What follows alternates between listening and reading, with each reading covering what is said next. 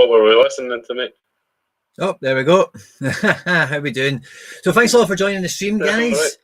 Right. 2 seconds. I'm just going to boom. Right, sorted. So thanks a lot for joining us, guys. We've got some amazing guests coming through to talk to us to go through Game Week 122. Before we get stuck right into everything, we'll go back and have a wee look at Game Week 121. Maybe try and see some of the mistakes we made, where maybe some of the fixtures and whatnot maybe didn't quite go for us. But we're going to have a lot of fun. We'll get stuck into as much as we can, and we're going to try as much as we can to set everyone up for as massive a game week as absolutely possible.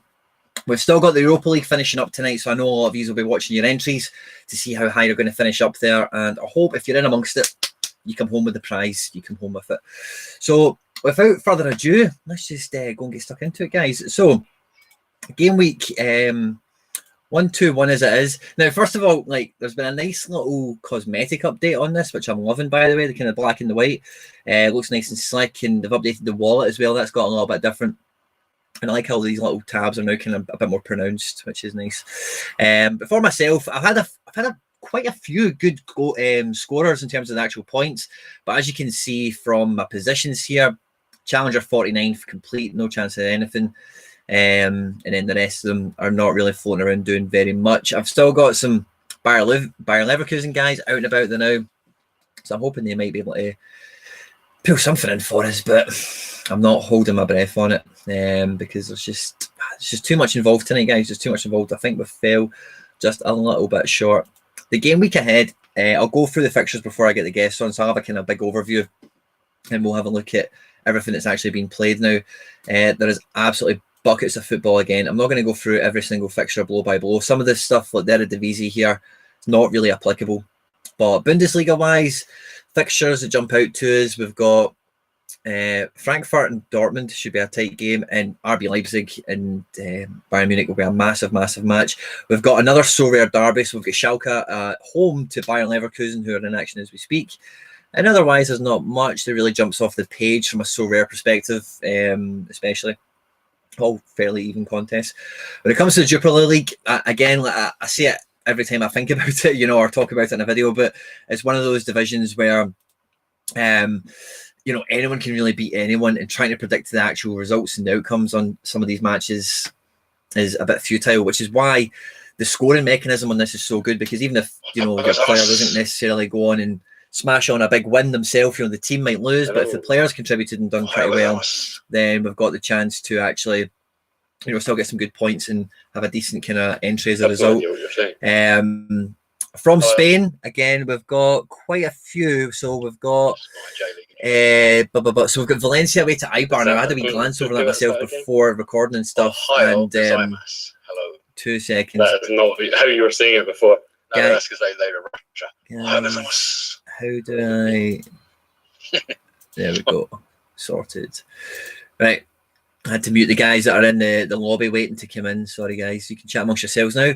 But if I had a look at Valencia Eibar, it's not as straightforward a game as you might think. Barca Cadiz, not really much there for us in terms of cards and whatnot. But we've got Atleti at home at Valladolid. That's a derby, in case you're not aware. It's a Madrid derby. And we've got Real Madrid Sevilla. Again, Sevilla with Acuna. Otherwise, Betis away to Osasuna. Not too much from a SoRare perspective over there. When it comes to League One or League One, we're quite action-packed this week. We've got quite a lot. So we've got Marseille away, PSG away, Monaco away to Lille. So we've got a lot of Lille cards probably getting used for that. And Leon away to Metz as well. Sorted. So Argentina, again, we've got the one club there, Gimnasia La Plata, there at home. Cool. J-League, a smaller kind of roster, but half the league are in action, and with the league title now been wrapped up, we'll get into that in more detail. But again, we'll kind of see how those fixtures kind of pan out and whatnot. Russian division now with the Russian league. Well, Bailey's just come on. We've got has it? I could have sworn I just bloody muted you two. I heard them say Bailey's just come on, so that's good news for me. But we've got Lokomotiv, we've got Spartak, and we've got Dinamo Moscow all at home this game week. Zenit are at home also, and so are Krasnodar. So pretty much every team that in CSKA, all the cards that we have available to us are really playing at home this week. So the Russian league could come out with some high scores. The Premier League, we don't have much involved. West Ham at home and Man United could be a good week to have some West Ham cards. And there's a few other ones. I'm quite interested in my Fabio Silva this week against Liverpool. I'll come on to that whenever we get to it. Championship, I'm sure Mark has probably got a card in the Championship, but I don't think there's much else going on in there. Same with the Turkish league. I think there's a few guys floating about the Turkish divisions. I'm not quite up on who's who exactly. Serie A, a Turin derby, lovely. Roma at home at Sassuolo, and anything else of note. Inter at home at Bologna, and Lazio away at Spezia. Sort of some decent fixtures there. And then SPL, Celtic and Rangers, yeah. And then the interesting thing about the Portuguese league is we've got Sporting away, Porto at home, and Benfica away at home. Sorry, beg your pardon. And they're all to teams that on any given game week, with the way the Portuguese league normally pans out, you'd expect big scoring results. But because the fixture congestion we've had so tight recently, it is quite hard to judge. But they are all quite favourable fixtures. There's not one in particular you look at and think, oh, that's maybe a harder team or an easier team. They're all fairly there for the taking for those big boys.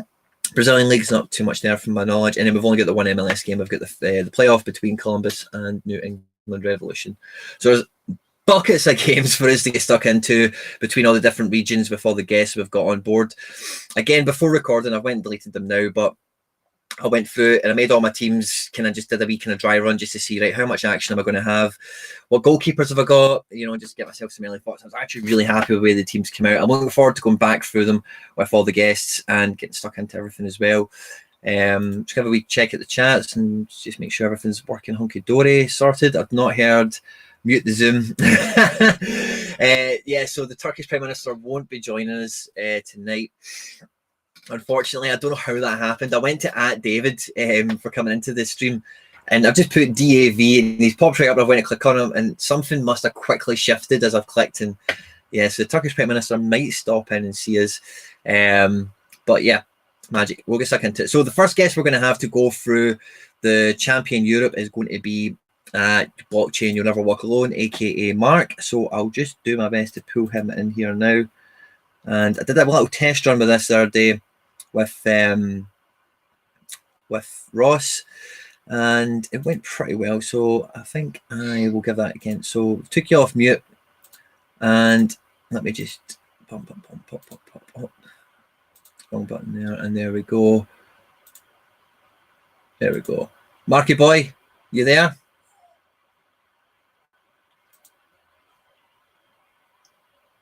Mark, can you hear me? I can't hear you, Mark. If you can hear me, let me know. If anyone out there can hear him, then all the better. Make us aware. There we go. Mark, can you hear me?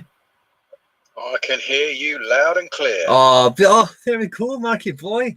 Right, okay. Since you're not coming up on my shared screen, is your one-on-one there? But if I can get that on, let's try that. So does that work? No, it's just coming up a black screen. I can see you, but unfortunately, the people at home can't.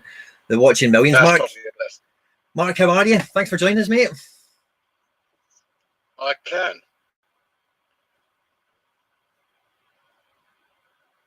Mark, how we doing?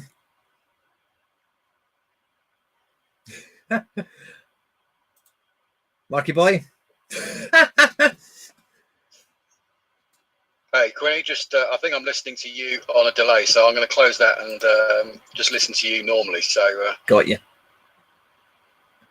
So the next few seconds might sound a bit weird, but when you've caught up, let me know. Let me know, and let's begin. Hi, magic. Yeah, well, I've got you here now. I can hear you loud and clear. But yeah, so the Champion Europe, Mark, I know you've got a collection most people envy. I'm not gonna lie, you probably know it yourself already. But when it comes to the Champion Europe, right? What's one of the things you're always looking out for when it comes to the fixtures? Are you looking for that obvious big home team against a weak away team, or what's your first kind of train of thought that goes through when you look at the Champion Europe top 5 leagues? Yeah, I think so. I mean, we're getting to the stage now where there's less and less differentiators. Used to be before, look through the collection, look through, who I perceive to be my closest rivals and go, right, have I got a card that can make a difference if they play well? That card plays well, then something that puts the pressure on someone else to pick a card that's got to do well as well. But I think with the new teams, every new team that comes on board, and we can tell now, Division 3, 2, and even 1, they get more and more competitive each week. And so I am looking, as you just said there, for teams that I feel are going to have a comfortable win, or as near as damn it, a comfortable win, and then start to look at building teams that have got a spine of players around that team. So, if it's Lazio, then look at maybe, Asabi at the back, Milinkovic, Savic, Alberto. I don't own an Immobile card.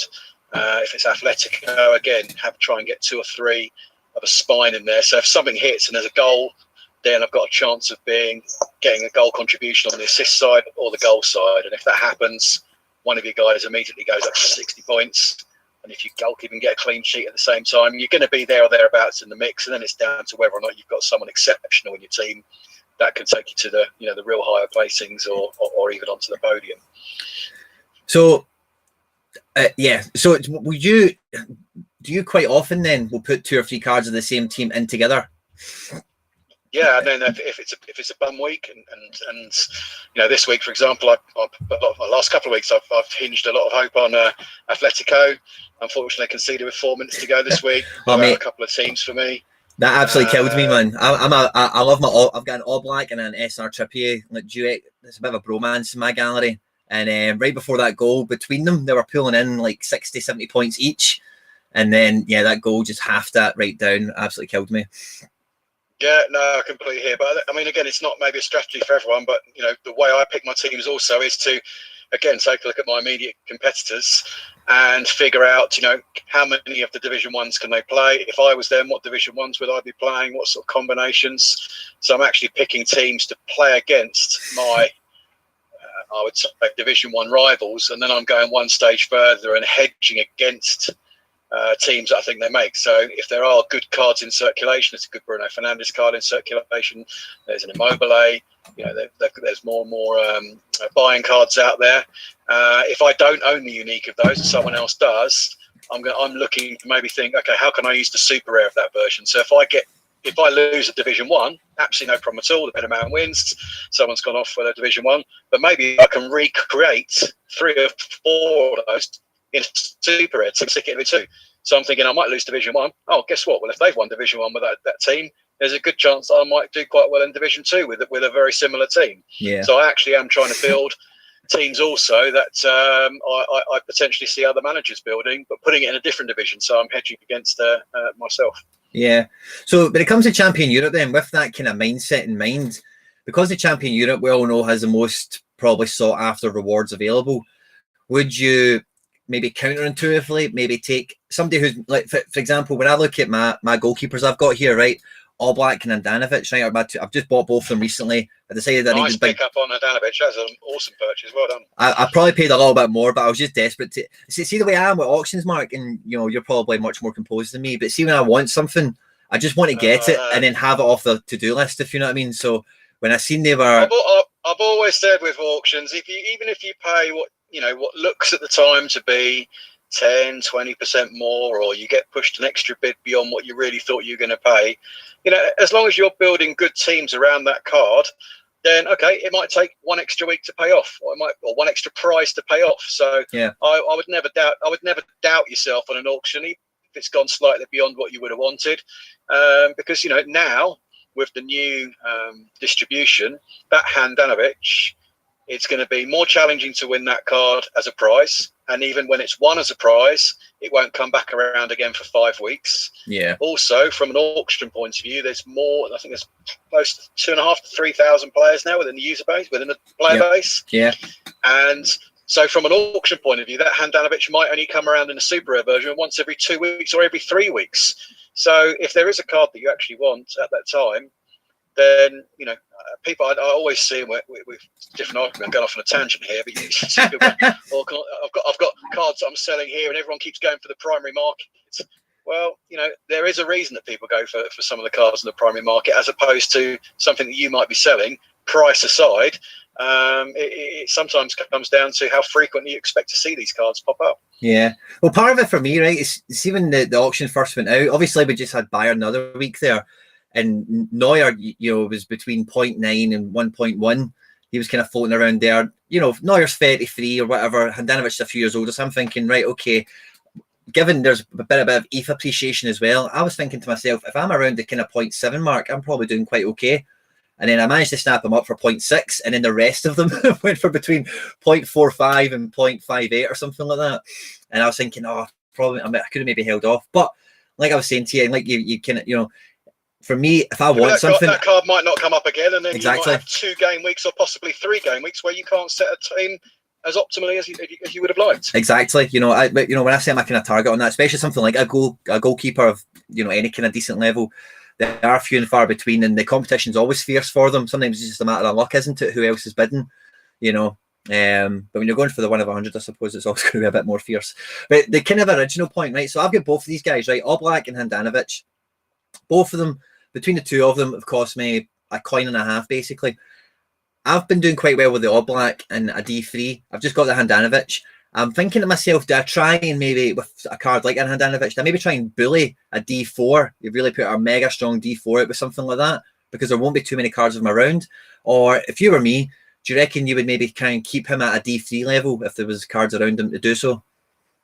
I think the latter. I think, again, as the platform grows, I don't know, I haven't got the numbers off the top of my head, but let's say the average Division 4 has 500 entrants and the Division 3 has 250 or 300 entrants. I'd rather be, in a division where there's considerably less competition. And yes, okay, the multiplier on a rare is 1.07, 1.08 bonus versus a super rare, which is 1.2, 1.27. But the bottom line is, if your guy keeps a clean sheet, he's going to be in that 60 plus bracket. And against any goalkeeper that doesn't keep a clean sheet, the chances are they're going to be on 35 to 40. That multiplier puts your goalkeeper well over and above. So even if you're entering a Division 3 team with 1 super rare, 1 outfield super rare, yep, I think you can get away with a rare as a goalkeeper, because if they keep the clean sheet, you've put yourself in the hunt straight away. If your goalkeeper doesn't keep a clean sheet, well, you're not going to be in, well, you probably aren't going to be doing that great in Division 3 or Division 4. It doesn't really matter. I suppose. Good point. So, and also I think the prizes as well for Division 3, much better. Oh, fantastic. Yeah, much better. Because that was the last couple of weeks, like See the very first week of the new game iteration, I actually put my normal Asia D4 lineup in at D3, and it finished like 7th. No super rares. I don't have any Asian super rares, but it was just like your guys like Isaka, Yamain, Tani, Tanaka. Just the usual kind of normal kind of names most people kind of try and pick up early. And I done 7th, and I kind of thought to myself, maybe now, and it kind of feels that way certainly. But D3, if you have good football players having good football games, it's achievable with a bunch of rares, depending on how the chips fall, obviously. Yeah, and but I think it's going to get stronger. I think with the teams that we've mentioned in the champions, you've got some spines now. There's people that are creating some monster Bayern Munich spines, and when Kimmich comes back into play, anyone that's got Kimmich, Lewandowski, and a defender or a Neuer or 2 attackers, they're going to be tough to beat. You've already got people now playing Mbappe alongside Neymar. And again, like you throw in another PSG player there. You've got the Atletico spines, you've got the Lazio, Juventus, and now you've got people creating the first Inter Milan ones as well. And if you've got 3-4 players for a team that has a comfortable 3-0 home win, you've got to fancy a chance of being there or thereabouts and winning a minimum of tier 2 and hopefully pushing on to a tier 1 or even better than that. So I'll tell you the conundrum I've got, right? I'm going with Handanovic in this. I'm going to go D3 on the Champion Europe, right? I'm going to go with the Handanovic. I'm going to keep the Trippier to go with the Oblak, right? Because I just do that, and all the kind of spine chat you're giving me kind of reaffirms that kind of little thing I've made my mind up about already. So the only real 3 options I've got at the back for Champion Europe otherwise would be Danilo, who scores pretty well, but he's been playing a lot and he's a bit older. He could come off the bench midweek there. Gabriel, tough game away to Spurs, and then Manolas always plays in Serie A, never plays in Europa League, away to, I think it's somebody crap, Spezia or something like that. Crotone or someone. Is it Crotone? Right. So, in terms of those 3 defenders, Mark, who would you fancy to do the best? I think based on, I've been watching Manolas. I own Manolas and he is a little bit erratic in terms of trying to pin down the games he's actually going to play, but that's not dissimilar to Napoli goalkeepers either. Yeah, I think I'll probably run with Manolas, who when he does play does seem to do the business, and I think away to Crotone, you fancy their chances. Yeah, probably gotten the ball quite a lot. Is there any of the fixtures this game week that you're particularly excited about getting a lineup out for? Yeah, I like the look of most of the Italian fixtures actually. I think there's quite a few that you can see. Okay, you fancy the licensed team to do pretty well at. I haven't. Let's have another reminder. Lazio, I've got. I think again they've all got the potential. I think we'll see some strong Italian teams this week. Full stop. In terms of Lazio, you would expect pick up a win away to Spezia. Juventus at home. They were commanding yesterday, and no reason that they can't win a game without conceding at the weekend. Roma typically doing well in the league at the moment. Napoli away, and even Inter at home. They're flying in the Serie A. So I think we'll see a lot of strong Italian scores this week. Let's have another look at League One.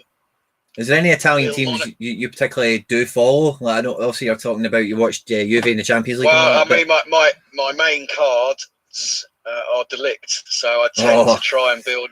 I tend to try and build around him. I don't have I have an old Buffon card, but I normally have to use a different goalkeeper. But yeah, I think combination of Delict, Ronaldo, plus one other Juve.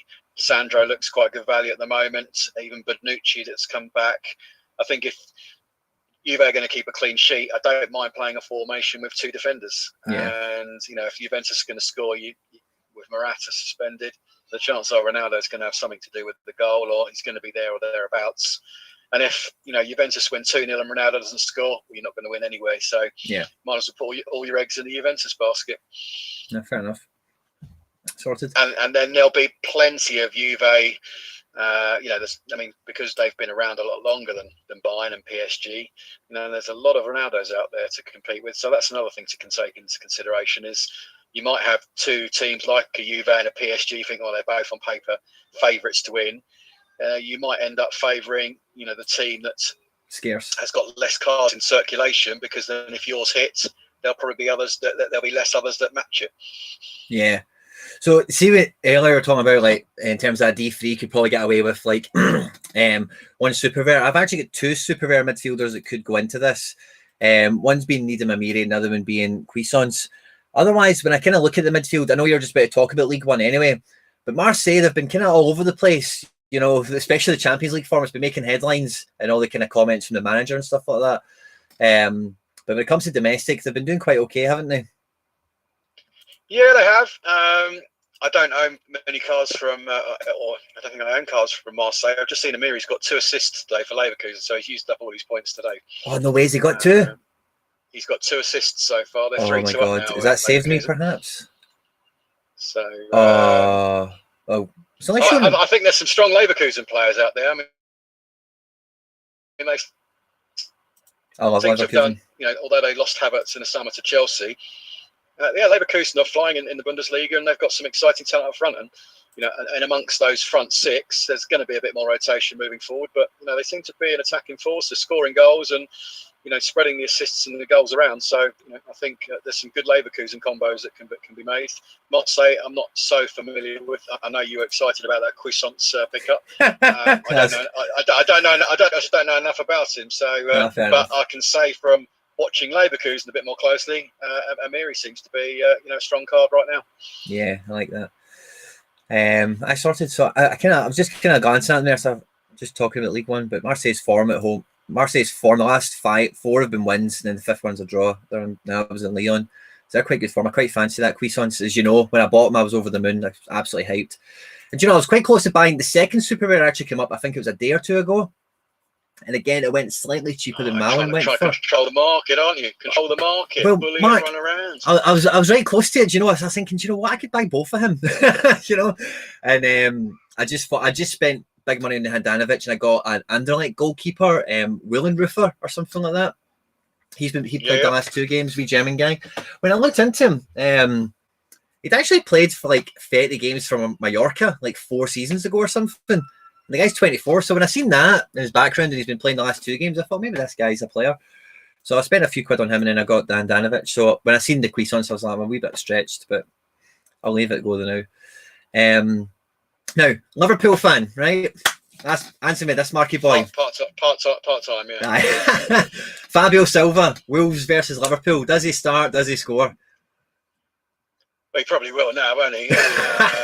I was speaking to Tom earlier in the week. I said, you know, obviously it's a horrific injury by the looks of it on Jimenez, and wish him a speedy recovery. He's obviously been a great ambassador for the Premier League last couple of years.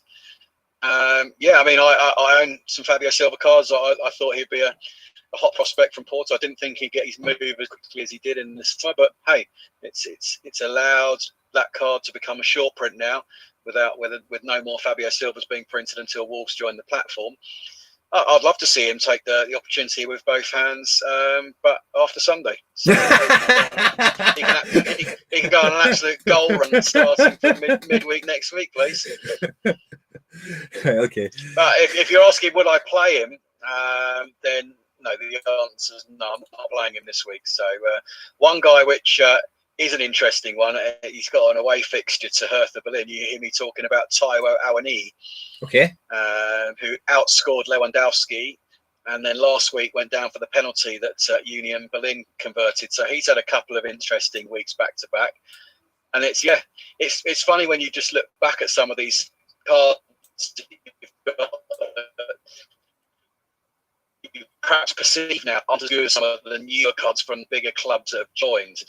But you know, his last 2 games, he's had 61, 65, and I know that I don't think the Union Berlin main striker's back, so he's going to have he should theoretically start again at the weekends.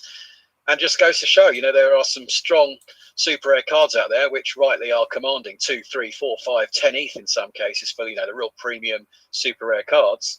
But you know, Taiwo Awoniyi, and I'm sure there's plenty of others out there in people's collections that perhaps are underused because they feel they have to use that new shiny toy they've just bought because, you know, they want to try and recoup the value that they've just spent on it. But, you know, there are some interesting combinations, and it's a sort of thing like that if we have a really obscure weekend, and I think even this week on paper, I'm that we're currently playing Gameweek 1, a lot of the teams had away matches. Mark, if you can hear me, you're coming through dead, Tinny, mate. Sorry. If you just want to stop what we're saying, just maybe try and let the wee link catch up and then go.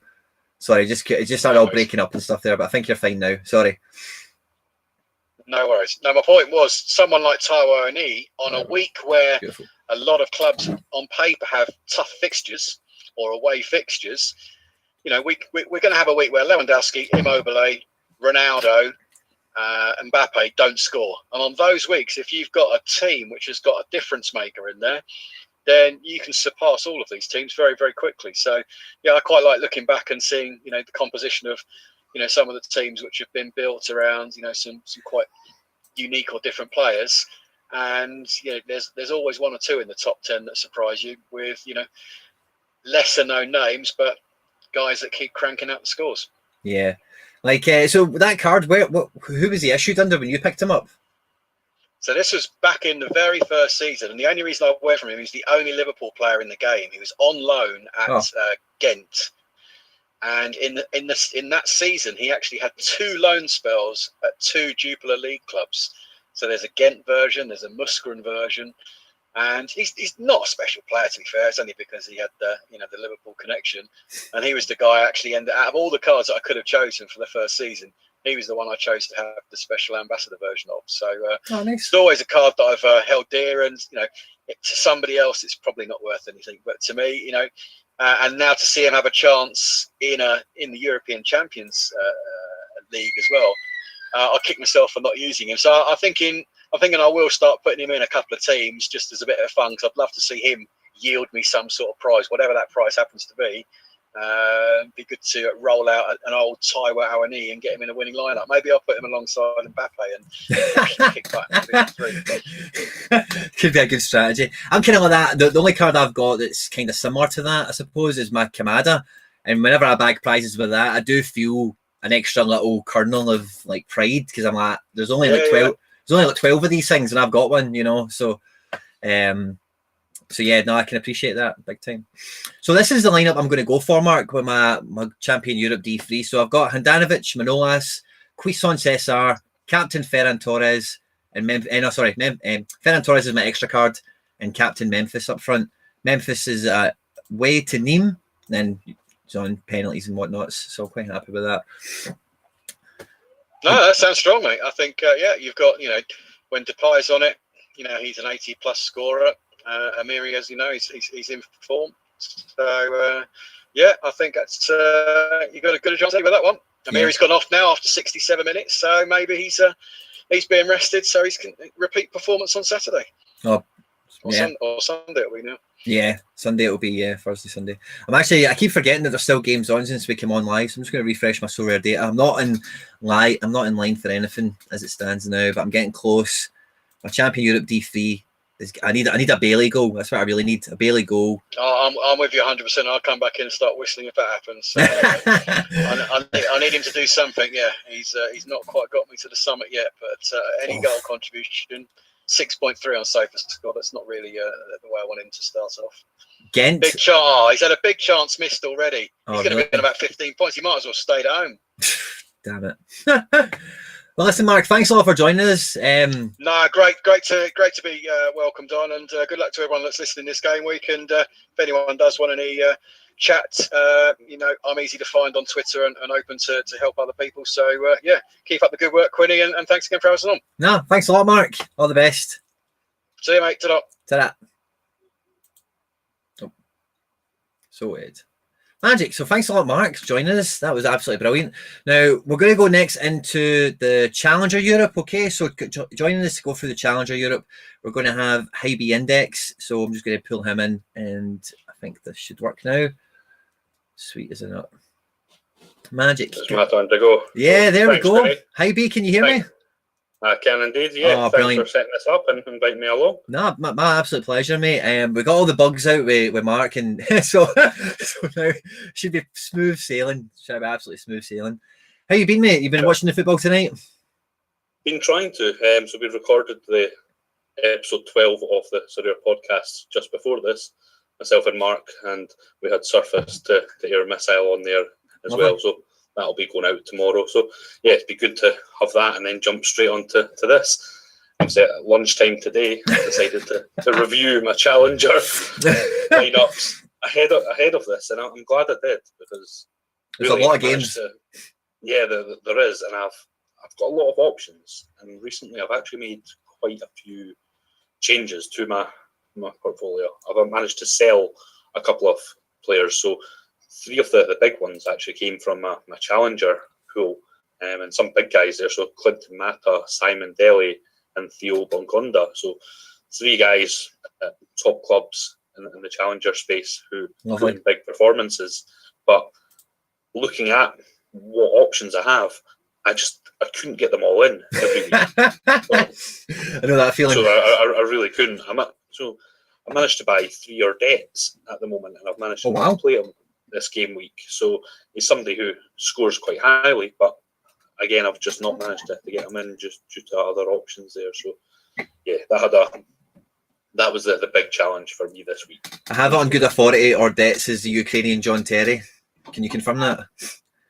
He looks good. Yeah, certainly. Since I've picked him up, I maybe cursed him a little bit. He didn't seem to have performed as well as he had been before I picked him up. But there's been some good scores coming back. So yeah, I'm sure if I look at the fixtures in those leagues, I'll be able to get him in quite successfully going forward. So yeah, it's a big game week coming up. I had lots of decisions, especially in defence.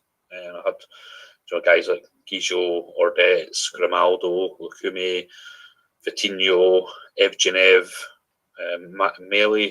My pronunciation of these names are terrible. So you can't get them all right when you go for a big list like that. That's it. There'll always be one that you can't nail. So I had so many options, and I can only really play maybe 2 to 4 of those defenders, because I'm only competing in Division 3 and Division 4 in the challenger space. So my Division 2 entries are really in the champion and maybe global. Challenger. I don't have enough super rares to get in a lineup of 5 in there. So I've got 5 super rares in the challenger space, but only 2 of them are really strong and guys that I'd want to put in. So fine for Division 3, but not quite there for Division 2. So I probably need to either buy a few more or just stick with those 2 divisions. See the big problem I have with Challenger is finding a goalkeeper, and that might sound crazy, right? Because there's probably the biggest choice of goalkeepers going. But there's not that many goalkeepers in Challenger I get really excited about and think, oh yeah, I really want to buy him. I've picked up this Anderlecht guy. I'm quite excited about him, but if he didn't play again, he's just had 2 games in because Van Krombrugge has been out injured or whatever, I wouldn't be surprised. I'd be pretty raging. But there's not many goalkeepers I get really that excited about in Challenger. Are you the same, or have you got quite a lot?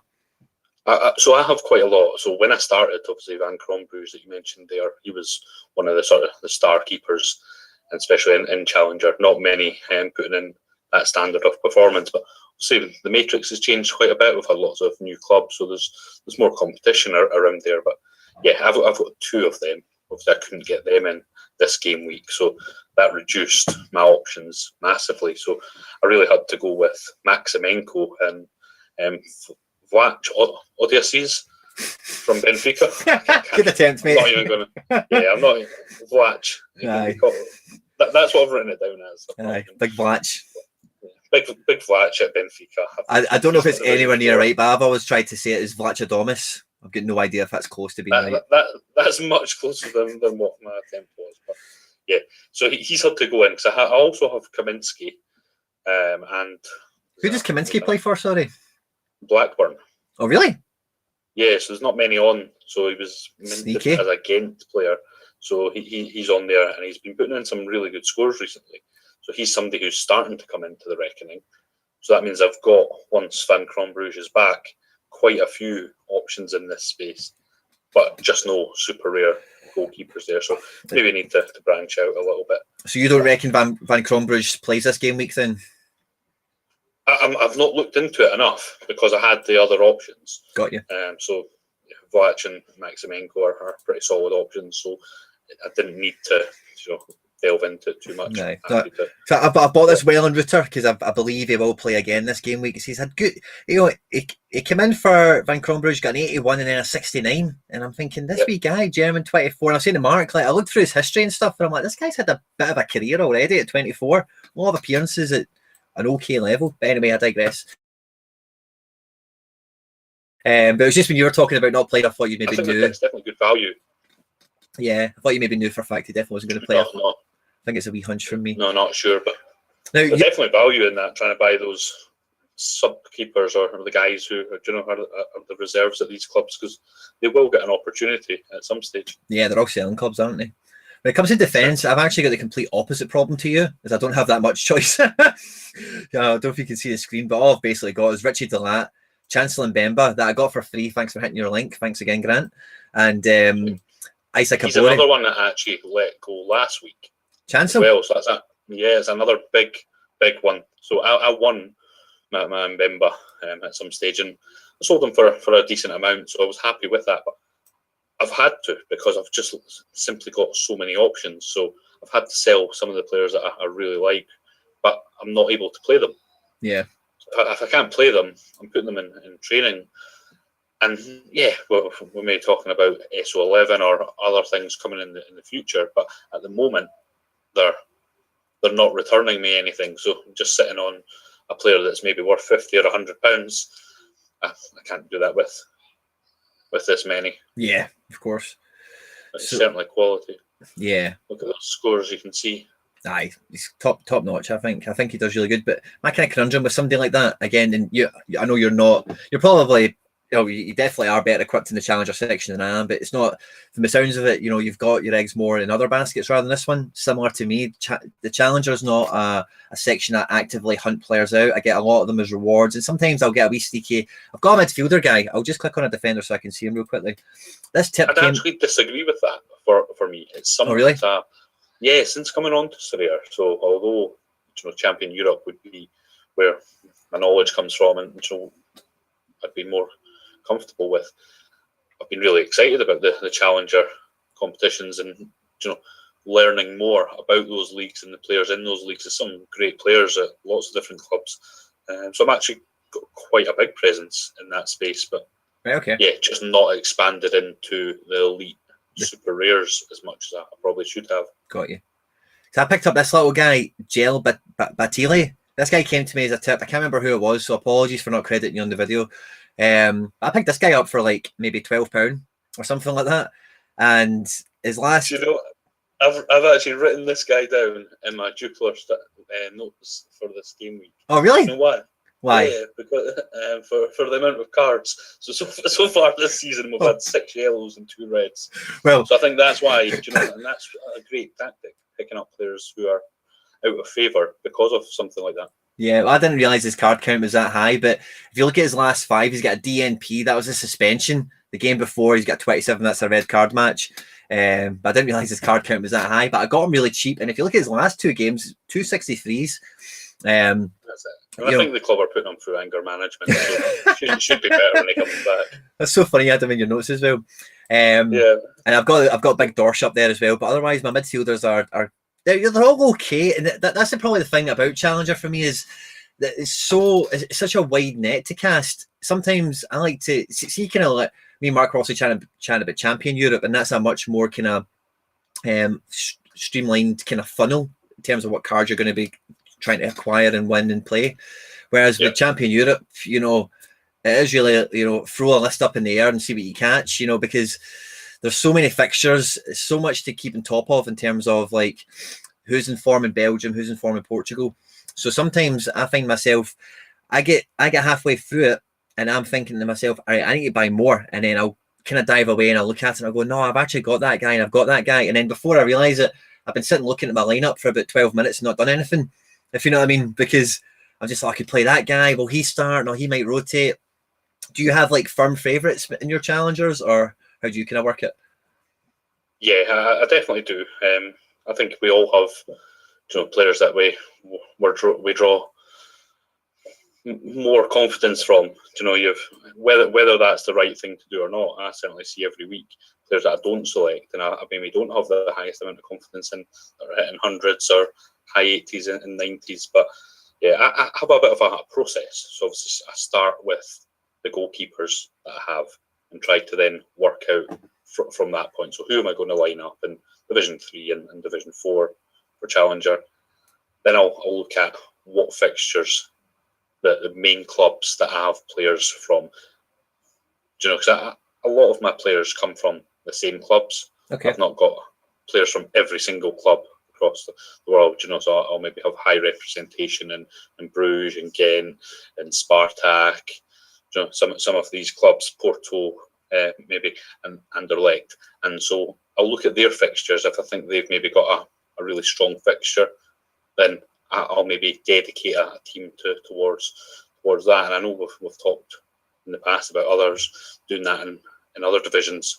You get in the full Bayern lineup or whatever. And that's kind of what I've done this week in Division 3 for my Challenger. So it's pretty much a Spartak heavy lineup, with the exception of I've got Otavio from Porto as my super rare in the midfield there. But goalkeepers, Maximenko, Guijo as the defender, Ponce super rare up front, and then I've captained Larson rare in that team. So they've got a really favourable fixture.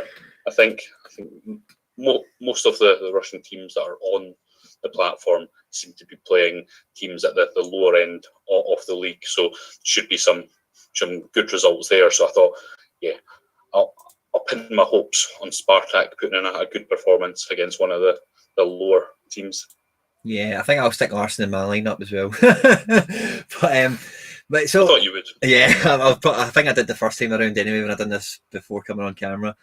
But what was I going to say? So yeah, but again, I find myself conflicted because see, on top of what I was just kind of saying there in terms of, so sometimes as well when I kind of look at my cards, I'm always worried about being left short. I like to be able to get involved in as much as possible, as often as possible. And what's kind of came to my realization, certainly, I'm sure it'll be true for everyone to some extent, is when you see them at the MLS completely drop off a cliff, you're feeling the J League phase out. The K League's not been around for a while. Some of these leagues will have winter shutdowns, and then also if they don't have winter shutdowns and we've got lots of fixtures piling up, some of these players will need rotated and will need rested.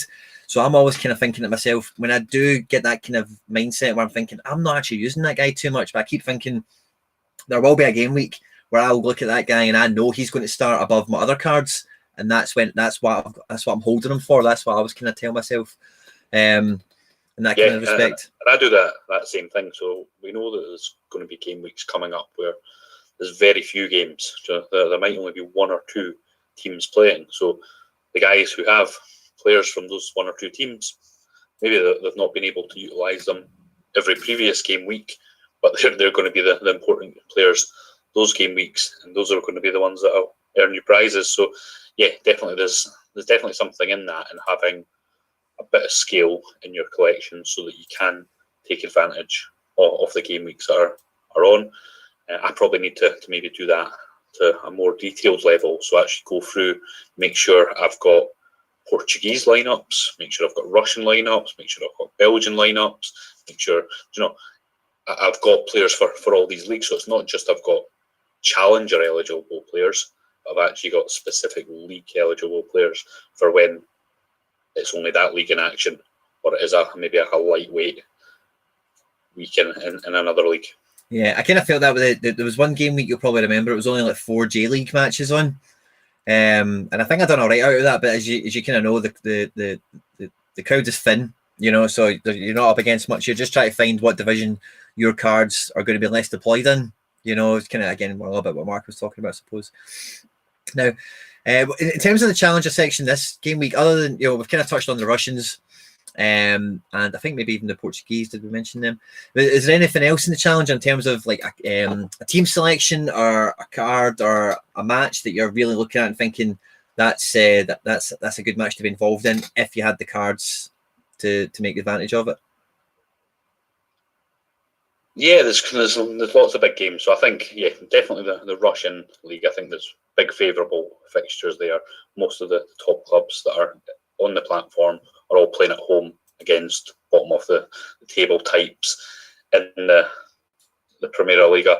Porto and Benfica are both at home, but there's Euro rotation going to come in to those two teams, I'd expect. So I'd be a little bit more cautious about them. And that's probably the same in Belgium as well. So it's quite a tight league at the moment. So teams are taking points off each other. There's only about 10 points.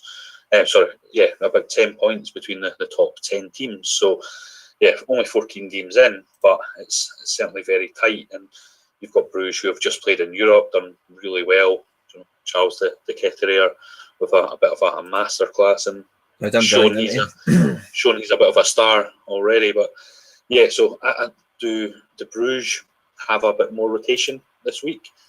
I'd probably imagine so. So I'd tend to not look at their players. So in the Jupiler League, Genk,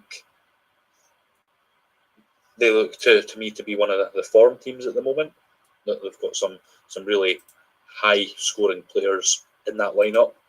5 wins on the bounce. Nice. And I think that they don't have that European rotation issue that Bruges maybe do. So less of a thought process to go into there. You know more likely who's going to start. And then for those who have Kaminsky in the championship, Blackburn have got Brentford. So I'll be looking out for that one, see how he gets on.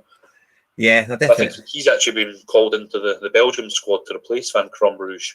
Oh, really? With a name like Kaminsky, I did not have him down as being Belgian. I don't know if that's being racist, but hey-ho. He definitely sounded much more Eastern European with a name like that. But I'd get that, football, people could be from anywhere, you know. Also, maybe the other big one, so it's in the Russian league, but Krasnodar. So they've had 3 defeats. The last few games have been 3 defeats. They've just came onto the platform, but they literally play bottom of the table. A team called Rotor.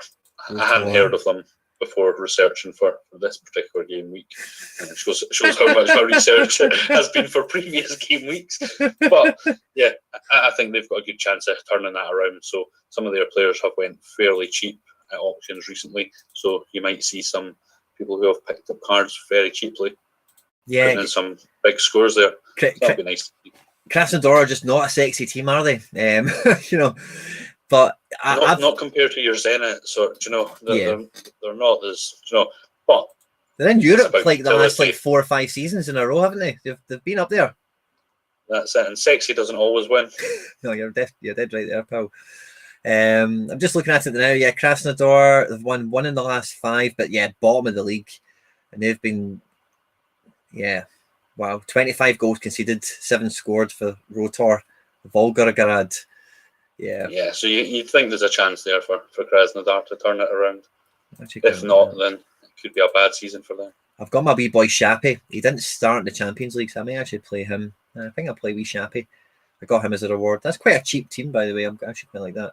So my team I'm going with for my Challenger Europe D4 is Willenreuter, Delat, who might suffer a wee bit of Euro rotation. I was worried about him playing tonight because he's played every game. I don't think I've seen him not start, and he isn't like in his 30s. But anyway, I'll continue on to gamble on him. Gel Batil, Jordan Larson captain, and then Shappy Suleimanov up front along with him.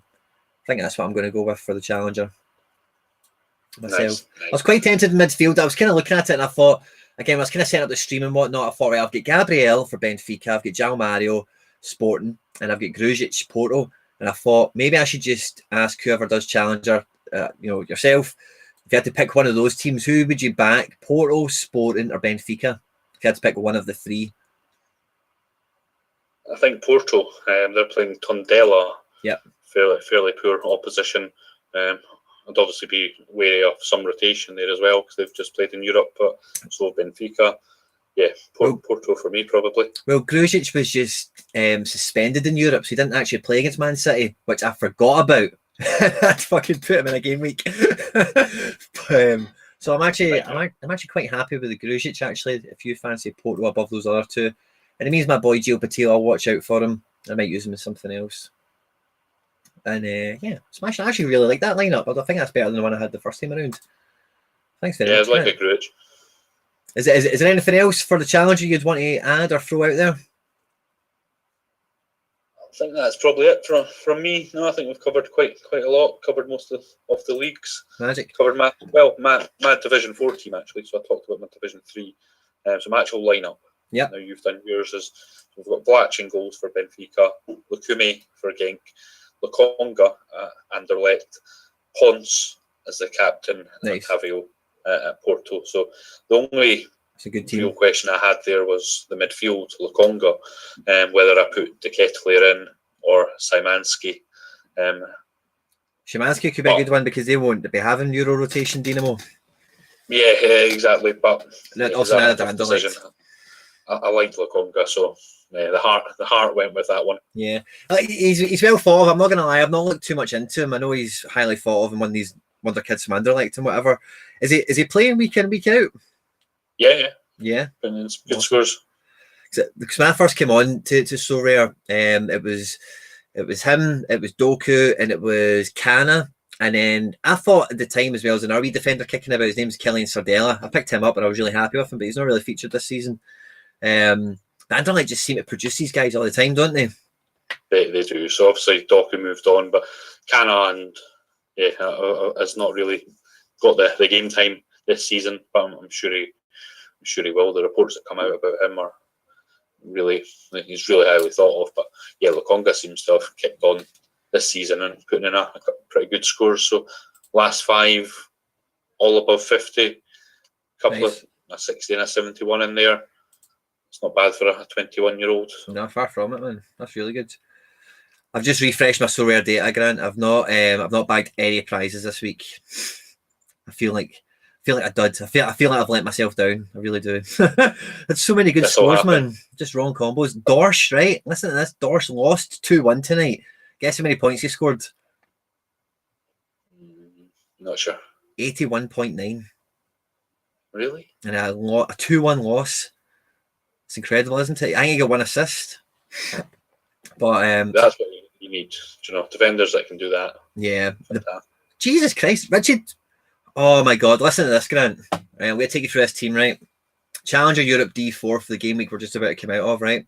In goals, Anatoly Trubin, 73 points, back of the net. Defender, Richie Delat, captain, 94 points,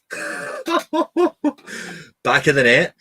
Midfield, Gabriel Benfica, 79 points, back of the net.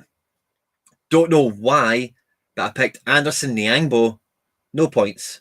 And then I also picked... So frustrating. Albion Ajeti, no points. So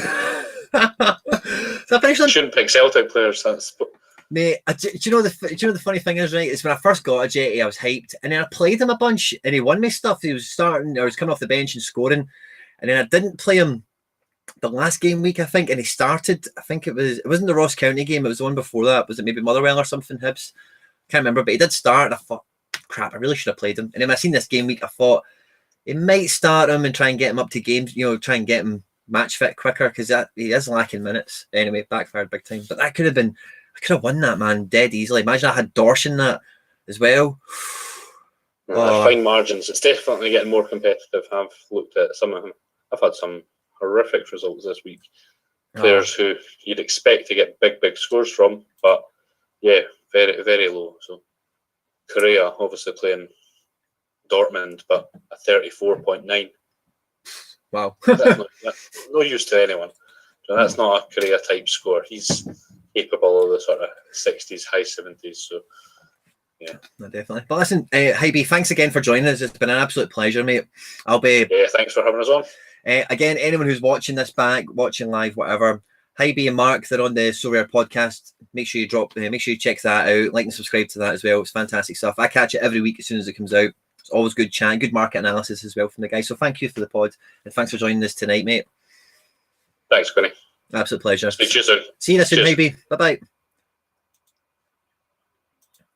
Lovely jubbly. Wasn't that pleasant? Right, now we have the Asian section. Right now, the Asian division this week is not one that is probably the top of my agenda, certainly, but it's one that you do have to have an intimate knowledge of. And if you do, even if you have a sniff of an intimate knowledge, you can get really, really far, really, really quickly. And the man who's joining us tonight to go over this is probably, along with SoRare Japan is a lovely account on Twitter, but Siege of the Day, the man himself, David Peters, is definitely my favourite. I see you Ada enthusiast, so he's joining us tonight to go through that. David, thanks a lot for joining us, mate. How are you?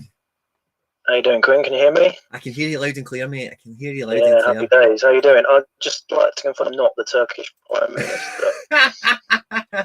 What was all that about? Mate, I said it earlier on, I don't know if you caught it, right, but I was making the tweet, and I just went, and I did DAV, and you came right up. Your logo was there, it was you, and I clicked on it and moved on, and didn't, but it's obviously...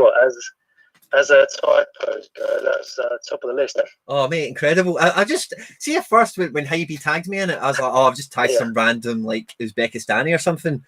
And I thought I'd been replaced, yeah. And then I clicked on the guy and he's got like 6 million followers. That's funny, well, it's probably a good promotion for SoRare. I suppose, yeah. Yeah, absolutely. But listen, mate, on all seriousness, thanks again for joining us. It means a lot to me. Good man, good man. It really does. Now, first of all, I've got a confession to make, David, right? I was so hyped to have you on to go through this, right? And then I realised I've only got Tani as a goalkeeper. He's not going to be playing against his parent club. I need to go and get myself another Asian goalkeeper so I could get something to go through with. And, mate, I just could not get my hands on one that was capable. So I'm going to be knowingly playing my Tani as a DNP.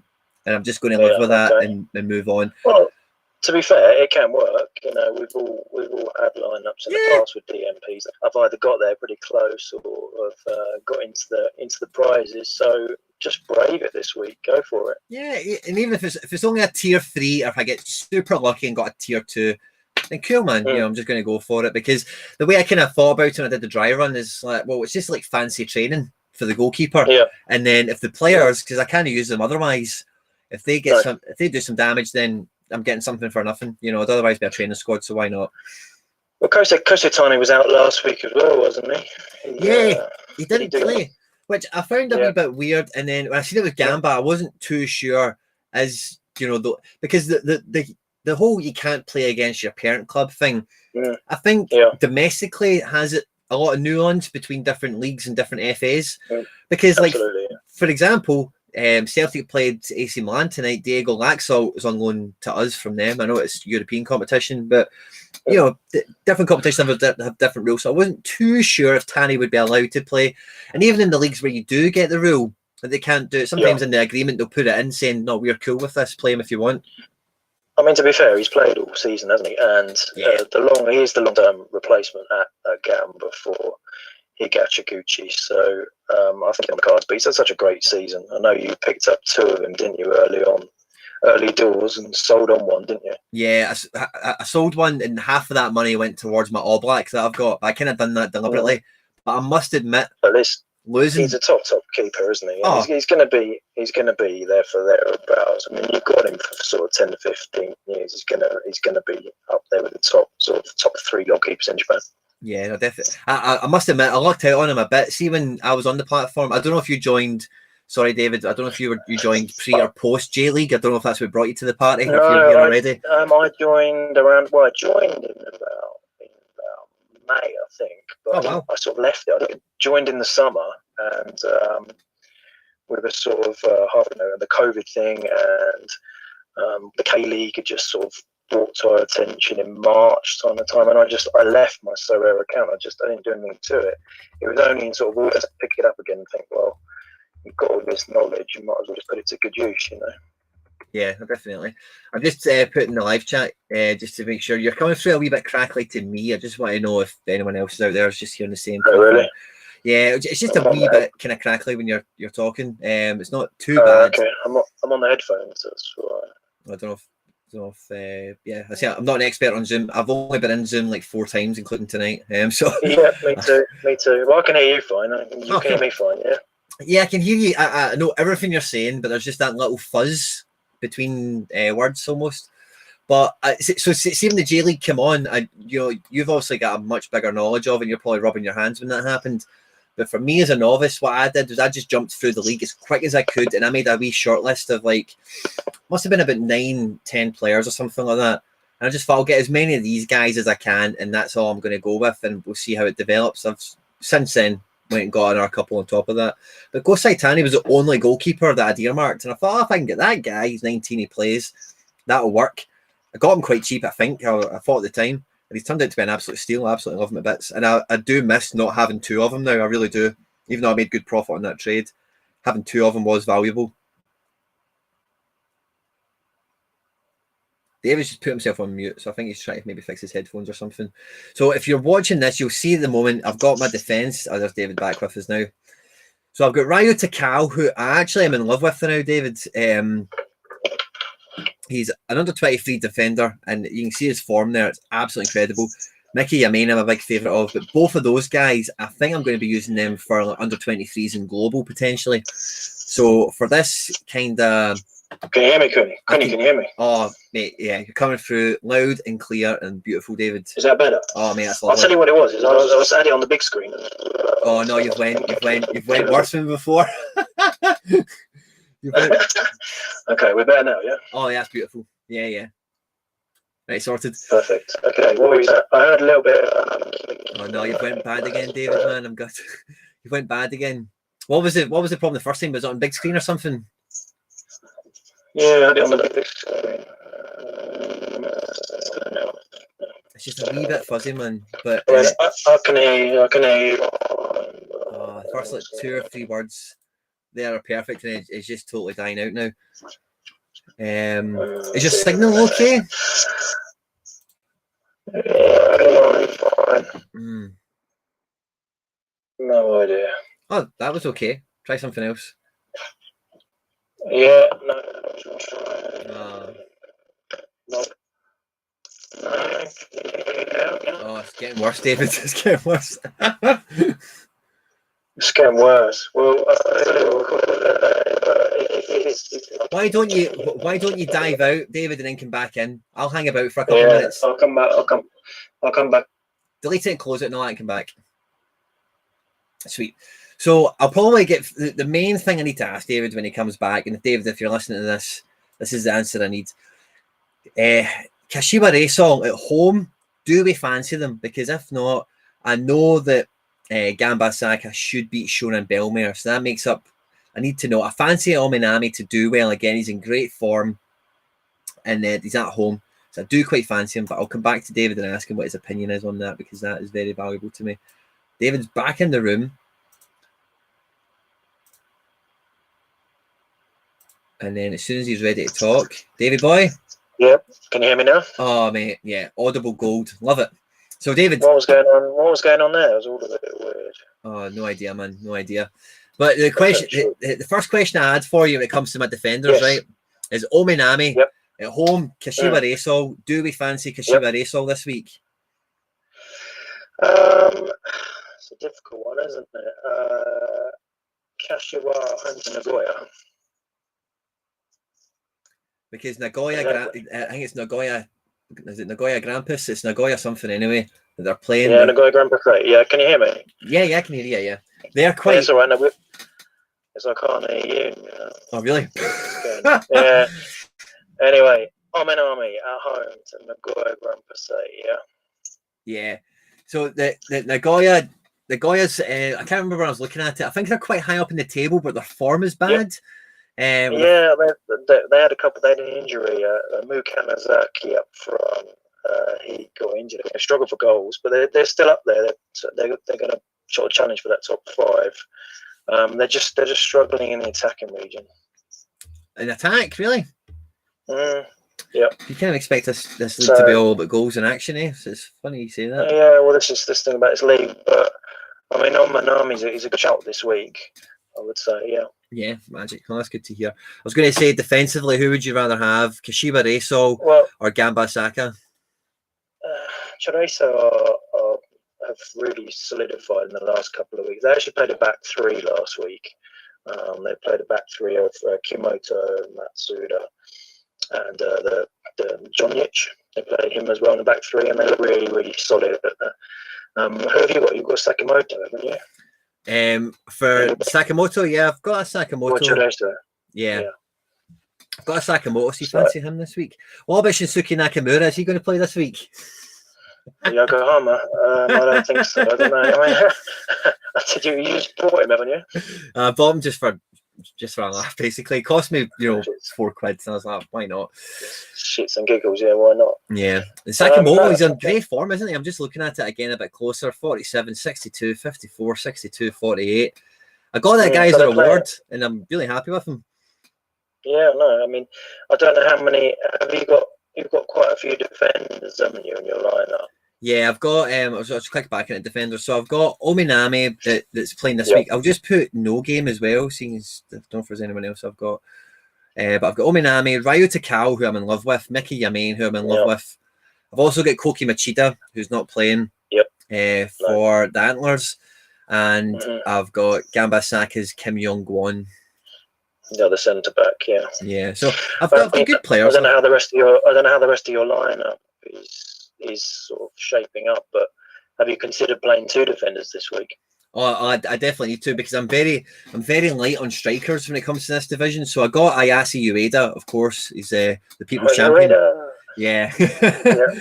But that was the only striker that, from that initial kind of splurge of research, I thought, I'll definitely buy him. I wish I'd added Alunga. You know, Ross will be joining me later. Got Alunga mega cheap. I don't know how he managed it. But he was the only striker I had for ages. I've recently got a Rio Hatate, who I know is a rotation player, and I live with that decision because I got him cheap. And I just won a Marcos Jr. as a reward, which I was super chuffed with. Okay. I don't have that many forward options, so I'm always, with my Asian lineups, I'm always doubling up either midfield or defence. I've only got 3 strikers. Well, if you've only got one forward, it sounds like you've only got Rio Hatate there. And if Rio Hatate, there's a chance he could play this week. Obviously, with Hatate winning the league, they've got how many games left now? 3 games left. Yeah. So if he's going to play, I mean, the only thing on their radar really is the Emperor's Cup, which is in January. So if Rio Hatate is going to play, he's got to play this week, isn't he? Yeah. Again, she's in my S-Pulse again from memory on like second or third bottom or whatever. So terrible. Yeah. So on paper it looks like an easy one, but you never know, do you? Again, you've just won the league. How many times has somebody just won the league? I think Liverpool last season just won the league and then played Man City and got absolutely pumped off the pitch. You know, and you think against Man City, you know, I said, you know, so anyway, point being, teams before them have won the league. Yeah, I mean, Kawasaki Frontale played Gamba last week and thrashed them 5-0, and that's their kind of crowning party then. How much are they going to care about with 3 games to go? How much are they going to care about an away trip? I think you're quite well off playing Rio Hatate. If he's your only forward, I'd play him. Yeah, but definitely. So see, for my extra player, right? I've got Arturo Osaka and Eo Tanaka. I'm kind of and so I've got. I don't know if you saw, Quinny, but Osaka went off injured last week. Oh, did he? He was flagged as injured on SofaScore. He went off on about 86, 88 minutes, something like that. He definitely was flagged. I dug today and I couldn't find anything about it. So whether it was a knock or whether it was, I don't think it's too serious, but it's worth noting. If I see somebody get subbed in the 80th minute, I must admit I'm a wee bit lazy in that sense. I would never, and I didn't investigate that at all. I was trying to find information. I can find absolutely nothing today about it. Is that because you know I love Osaka? Yeah, exactly. So I just mean, I don't know how many other midfielders you've got. I've got plenty. Have you? Yeah. So what I was going to say is I was planning on keeping Osaka and Eo Tanaka for maybe like globals or under, obviously not Osaka, under 23s. But I'm unsure if Tanaka will actually play. I know he's played all season, but again, they've just won the league. Is it an easy game? You just give him a break and try somebody else, you know? Of all of the options, he's the least kind of droppable, I would guess. Okay. But that's just J-League rotation. We all know about J-League rotation. They do it. They've got enough options. They could play Oshima in midfield. They can play, Manabu Saito. They can play quite a few options in midfield. Whilst I would like to think Eo Tanaka would be first on the team sheet, you just can't guarantee it, can you? No, definitely not. And it depends if you're going to play. I mean, if you're going to risk, Mickey Yamane, Rio Hatate and Ayo Tanaka all in one lineup, then that's correlation to the maximum, isn't it? If one goes down, they're all going to go down. You've got no goalkeeper anyway. No, probably. So the Mickey Yamain, I'm more confident that he will play. So I'm probably going to keep him for my global because I really like him. So for my extra player, and then so I'm going to probably chill on a Saka in case there is a wee bug there, a wee niggle, a wee tweak, a wee something. AO, I'm a wee bit hesitant on possible rotation just because I've won the league and whatever. And I say Rayo Takao. Rayo Takao looks like some player, by the way, on all these scores that he hits for me. It's absolutely incredible. Yeah, he's really good. I mean, I follow Gamba Osaka quite closely. There's a fantastic blog actually on Twitter. If you go and look for it, it's called a Gamba Osaka blog in English. It's really good. It's got top knowledge on there. And I think everyone rates Rayo Takao. I think he's there to stay. You said you got Kim Young-won, yeah, the Korean centre back. Kim Jong-won, yep, that's him. Yeah. Do you like him?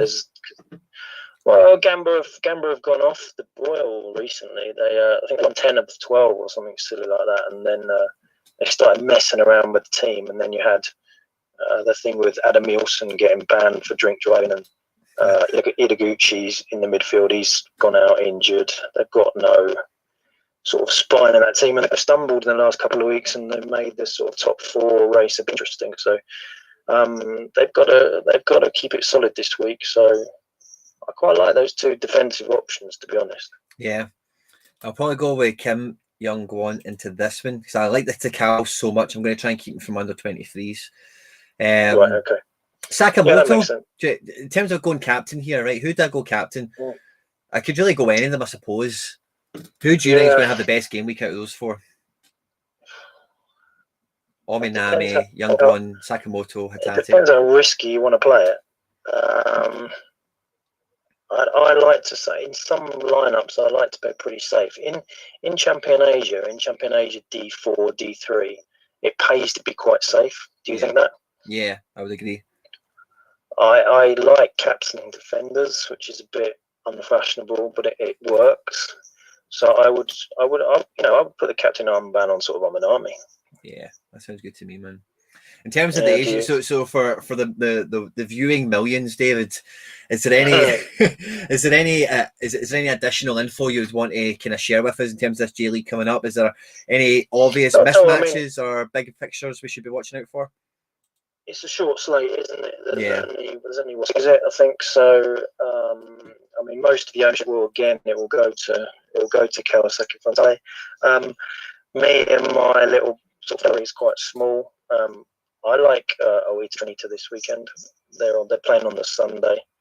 They're home to Vijalta, and Vijalta Sendai. If you look at the league table, tons of goals. Yeah, they're bottom for a reason. Not that Oita actually are sort of free-flowing attacking team, but I think they're in a sort of smash spot there. So I will be playing a lot of Oita Trinita on the Sunday game. So that's Shintagagi and Tanaka, Takizawa, and I might even throw a forward in as well in the same lineup and try for a bit of correlation there. Yeah, they're quite solid, aren't they, Oita? I had to reward a guy called Yuto Misao. He scores pretty well. You sold him, haven't you? Yeah, you sold him, haven't you? Yeah, I just sold him. I just sold him this week, but he's like 29 and he always scores between 50 and 60.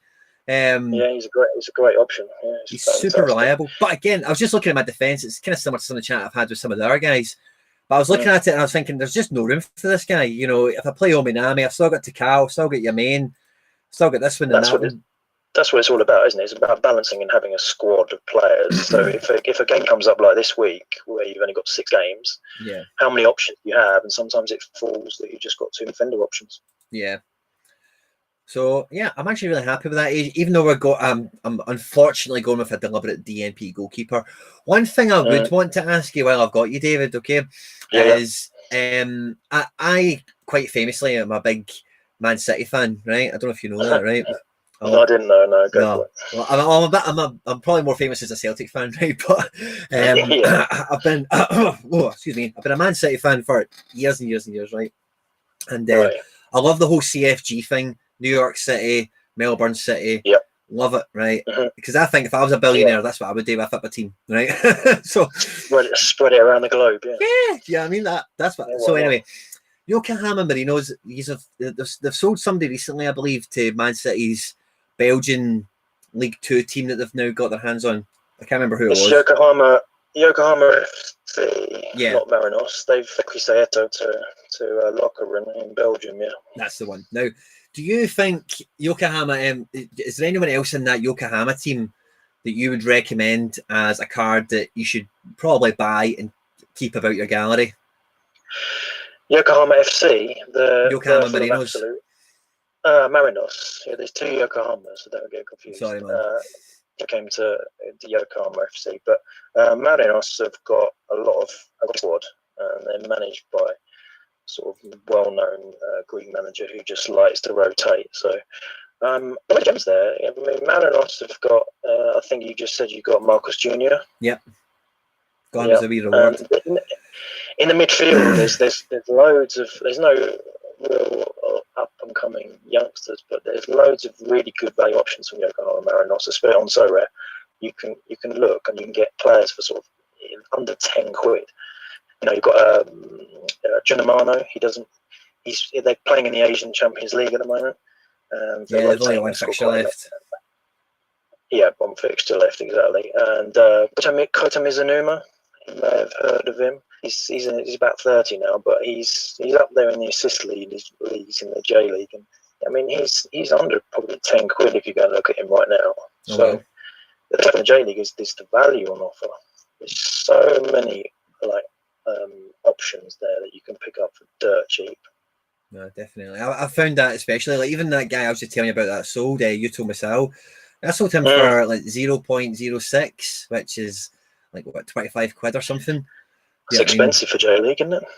No, it was actually the cheapest one going, you know. But again, somebody who's 29, a centre back, prime of their career, hits over, so you can get a lot of back. That guy, you take the exact same model or the exact same profile of that guy, but he plays in Serie A. You're talking about paying, 0.2 or something, Yeah, no, absolutely. It's name recognition and the fact that the J League and as well, obviously when the K League comes back in March, people don't either want to spend the time or they don't know the players, so they're instantly scared off by it. There's so many. I mean, essentially, players can only score 100 every week, can't they? So where you get those and how much you pay for them is up to you. But it strongly rewards people that actually put the time and effort in to look at these niche leagues. Well, definitely. And you seem to be doing pretty well out of it anyway, which is always good. Well, when I first came onto the platform, I had a choice. You can join in the Champion Europe, you can join in Challenger Europe, and you can spend a lot of money. Or you can, I try to do, and delve around the bottom of the market, try and find people that are out of favour or injured, like you say. You said it frequently, and Hybe just said it as well, that if you can find out of favour and unfashionable, then that's where the value lies, isn't it? And it just so happens that in the Asian leagues, that is the cheapest really available on SoRare, isn't it? Yeah, pretty much, man. And especially when it rolls back into the next season, when you've see the primary utility I've got out of my Asian cards has been in the globals rather. I've done pretty well in Asian lineups. Don't get me wrong, but the cards I really fell in love with, like my Tanaka, Isaka, and my Yamain and my Tani. They've went into all-star teams, or under 23s because they're really good scorers. And now they've introduced the ETH payments every week for global. The price that you can pay for Asian players, you can just farm out and get that 0.2, every week. It's just pays for itself. It's a no-brainer, really. Yeah, definitely agree. Well, listen, David, thanks a lot for joining us, mate. I really appreciate it. I wish the sound quality was a little bit better. We could have got into a wee bit more detail. But sorry about that, Bill. No, listen, it's just the internet. It's one of these things. But David, there is always next time. So we'll keep in touch and we'll try and make it happen. But thanks again. I very much anticipated having you on, mate. So again, thanks very much. It means a lot to me. See you later. Take care, David. All the best. Bye-bye. So that was at Siege the Day 23. David bestowing some of his J League knowledge upon us. Thank you very much for that. That takes us swiftly on to our global under 23s. Okay, now we're going to start in the D4, and joining us for this, we've got top of the index himself, Ross or Hendo. We'll go with Hendo tonight. Hendo, how you doing? Good, mate. How are you? Oh, brilliant, you're there. Love it. I'm very good, man. Very good. Do you know, I'm not going to... I can kind of cut back a little bit because you're the last one on, Hendo, right? But the whole way through this, I've been like, right, I need to make sure I'm quite good with timing, because sometimes when I do this stuff, I just like people go on for ages, and I go on for ages myself. I'm bad with keeping it at time schedules. But I'm looking at it now. It's 10:20. We've got guest number 4 on. I think we're doing quite well. And the Global Under 23s is probably one of my favourite divisions. I don't know if you would agree or not, but I'm really looking forward to getting stuck into this, mate. So thanks very much for joining us tonight. It means a lot. No worries, mate. I mean, you've kept me up past my bedtime, but that's okay. Sorry, man. Magic. So under 23s this week, Ross. I've got one goalkeeping option, right? So I'm just going to click that by. Not, we're not going to waste any time with that. Goalkeepers for you this week, or just even the under 23 division as a whole. Is there anything you're particularly excited about or looking forward to seeing how it pans out on? Well, normally it's not a division that I compete particularly great in. I end up having a bit of a shortage, or I end up using players elsewhere, as you know. Mm-hmm. But this week I've tried to keep a few back, and the lineup looks quite tasty. Oh, nice. I could do with a bit of an improved midfield. I think David mentioned about Idaguchi from Gamba is injured. He's sort of my go-to. And I've also got SoRare from Schalke, but they're in bad form and they're playing Leverkusen, so it's not really a fixture that I want to target. No, I could play Sumari, but again, he's a rotation risk, and they've got Monaco, so he's not really in my plans. Did he play tonight? Yeah, he did. I think Did he definitely did play at some point. Yeah. Yeah. No, fair enough. Well, in terms of my defence, I kind of know, like, I'm not going to be playing I'm going to be playing Rai Takao because I wanted to keep him for this. But the thing with under 23 division, right? I think, me and you, Ross, with very similar backgrounds, came from Football Index, played Football Manager forever since time began, and all the rest of it in between. And when you come onto a platform like this, and I know I speak for a lot of other people that have had similar backgrounds, when you do come in, and again, I'm talking for you, Ross, I might be wrong, so sorry, but the under 23s is the cards that most people gravitate towards is like, oh, I need to own a good under 23 set of cards, because you're going to have them for so much longer. It's a division where the rewards are, well sought after and valuable. Is that kind of how you look at that division itself, or? I think so. In general terms, anyway. In terms of who I've actually went out and bought, I've mainly tried to gravitate towards having good players before having players of a certain age.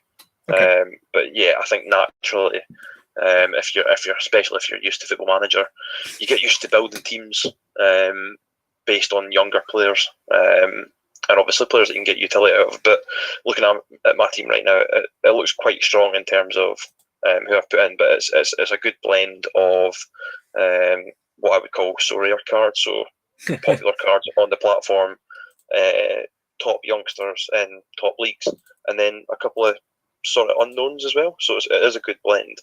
And I'm sure I'll go through mine at some point, but I guess we're here to pick yours first. So no, it's just to go through it, really, mate. I'm not really too bored. I leaned on a few of the guys earlier on for some decisions, but I think under 23 kind of picks itself.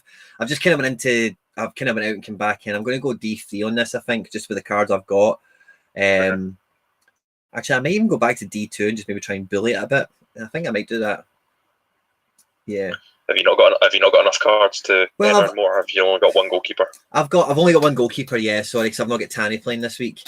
But I've got a super rare or two which I could use for the D3. Which actually, after clicking in and then clicking back out, I'm probably not going to use.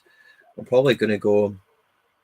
I think my D3. I kind of made my mind up with in terms of what I was going to do for the D3, like ahead of time. Because I just wanted, I've got it in my head this week, Ross. Like, obviously, me and you talk quite a lot. I've been let down by my scores this week, and sometimes I can be guilty of this. I try and spread myself across everything, and sometimes it's just I think to myself, do you know what? I should have just bullied a league. I should have just put all my big hitters in together. There you go. Just stuff them into a D4. Yeah, I mean, looking at that team, it's quite ridiculous. You've got a lot of value in that under 23 team. Yeah, it's mad, isn't it? So I'm looking at that, and normally I would maybe go, all right, well, I'll maybe try and keep the Dorsch and the Bailey for a 23s, and I'll get the super rare out, and then I'll maybe put And then if you look who's on the sidelines, if you like, I'd maybe then turn around and go, oh, well, I'll put Joe David in, and I'll put this guy, and I'll put that guy in, and then they don't play, or Carlos SoRare. I've got the global, I suppose. But so when you've been doing your thinking for the global under-23s, is there a team, a lineup, a player in particular where you're thinking they're going to have a barnstormer this weekend? I do. I've got a couple. Now, the first one being, I've got a couple of Spartak boys. So I've got Maximenko in goals, main man. Good taste. And I've decided to switch up one of my lineups because I had a challenger lineup D4 and an under 23 D4. So it was between Sakala and Larson for the striker. So decided to put the two Spartak boys in under 23. Based on the fact they've got a favourable fixture, they're at home, and I thought I'll make this one as competitive as possible with what I've got. So I've decided to go with them, and I've also captained Ruben Diaz. They've got Fulham at home. Yeah. Fulham, they had a good result last game week, but I think this is going to be Cannon a fodder. game where Man City kick on. I've got Diaz in one of my fantasy teams, so I'm placing a decent bit of faith in him this week. And I don't know, I've just got a feeling that he's not going to get rotated like a lot of their defence. Nah, not in the Premier League now. Pep can't afford to rotate unnecessarily, especially defensive players. You know. So as you'll know, the team that they played during the week, they had Zinchenko and Cancelo playing, and then so Walker will come back in, as will Mendy, I would imagine. And I don't know if Laporte's fit, but I assume he'll play with Diaz. Yeah. That would make the most sense to me. Or I guess Stones is in good form, so he might play. But I think Diaz is pretty much nailed on. I would agree. And he's a really good option to have. The last time I watched Man City, when was it? I can't remember where it was, but Diaz was very close from a corner or two. He was powering himself through there. Oh, who was that against? I can't remember now. It was quite recent. It might even have been in Europe. It wasn't this week. It might have been last week. But he's looking good whenever I've seen him. You know, he's been very confident on the ball. I don't think it was a weird sign. He's done really well. But I don't think it was a pure. I don't think Pep was like, right, we're going to get Ruben Diaz. I think it was like we need a defender, and he was kind of like the best that they thought, right, fuck it, we like him enough, you know. And he's hit the ground running. He's been doing really well. Yeah, absolutely. I mean, he scores since he come in. I think we were talking about it the other day. Yeah, he came in game week 108 roughly, and his lowest score since has been 49, with a high of 76. So he's not had any sort of ridiculous games because he's not had any goal involvement yet. But to have such quite a tight, like really decent spread of mostly green scores, he's just reliable. You can put the armband on him, and he's gonna prop up your team quite well. So he scored 72 this game week, and he's part of my only active lineup, which is waiting for the MLS game tonight. So after that, I should get a picture of where I am. But I pretty much was just shooting for the ETH this week, and it looks like I should be able to do that no problem. So it's pretty much what the lineup went in there to do. Nice. Come out with, it's only £9 worth, but the more that builds up, the more I can start to expand on that. So yeah, very happy with his involvement, and yeah, I'm happy with the team. The only thing I've got a pretty weak extra, and extra is always a good chance to get another attacker in, but I really just don't have anybody particularly viable. So I went with Koga from Kashiwa. He's been playing right centre back, but he plays right back as well. He's easily interchangeable with Iwata from Oita. Yeah. But I've decided to leave him in a bit of a sneaky D3 in Asia to try and push through for some higher tier rewards. I've got a fairly competitive lineup. Nice. For that, but I'm still trying to sniff out maybe a little super rare before it starts. Ooh. I'm not sure how many people will be keen on selling one this close to the deadline, but I'm just keeping my eyes peeled just to see if anything comes up. And yeah, my eyes peeled on Discord as well. Big time. I'm actually see that's the thing is I don't always take in when I'm going to buy something from the secondary market. I don't always really take into consideration where the game weeks are, but I do when I'm selling, which is weird. But see if if I'm I just whenever I'm selling something, I always try and think, right, well, I want to try and I don't sell cards that often really. If I do, it's just because I'm like, this guy's playing and I'm just not going to be making use of him. Anyway, I digress. Uh-huh. But when I'm buying, I don't really like that thought you've just had, that's never really occurred to me before. But of course, why would you list something that you've deployed? Because as soon as I buy it, your lineup's going to go inactive and it'll screw you over. So of course I never really gave that much thought. I'm actually double thinking this selection, Ross, right? So I'm looking at it, and I know it's probably not a team you follow. I suppose it probably is, actually, because you check the Tadgies at them. But Ghent, right, out of the Europa League, you get beat tonight. My boy Dorsch was meant to start on the bench. Like, the first lineup that came out was he was benched, and I was like, oh, you bugger. And then he started, he played well, blah, blah, blah. Does he maybe get benched? Are they trying to rest him? Does he maybe get benched at the weekend? Or do we think he might start again? In general experience, I think if someone's in really good form, it is tough to bench them. It's a lot easier to bench someone who's not in form. Yeah. I mean, in terms of what Dorsch can do score-wise, I think he's probably worth the punt. Yeah.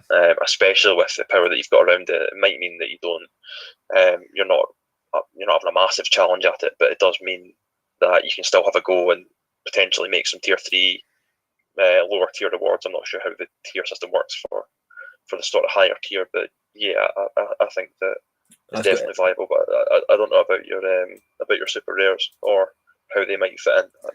I think I've put down the Amiri, and I'm keeping the Trippier for global D3. So I've only got I've used the Cuisance, so I've got Amiri. I mean, Trippier you wouldn't get in an under 23 anyway, I don't think. No, I'll keep him for the global, and I actually might just keep the Amiri to go with that. I might do that. Sorry, my point was that Trippier's too old for the position, so he could go anyway. I well past it age-wise anyway.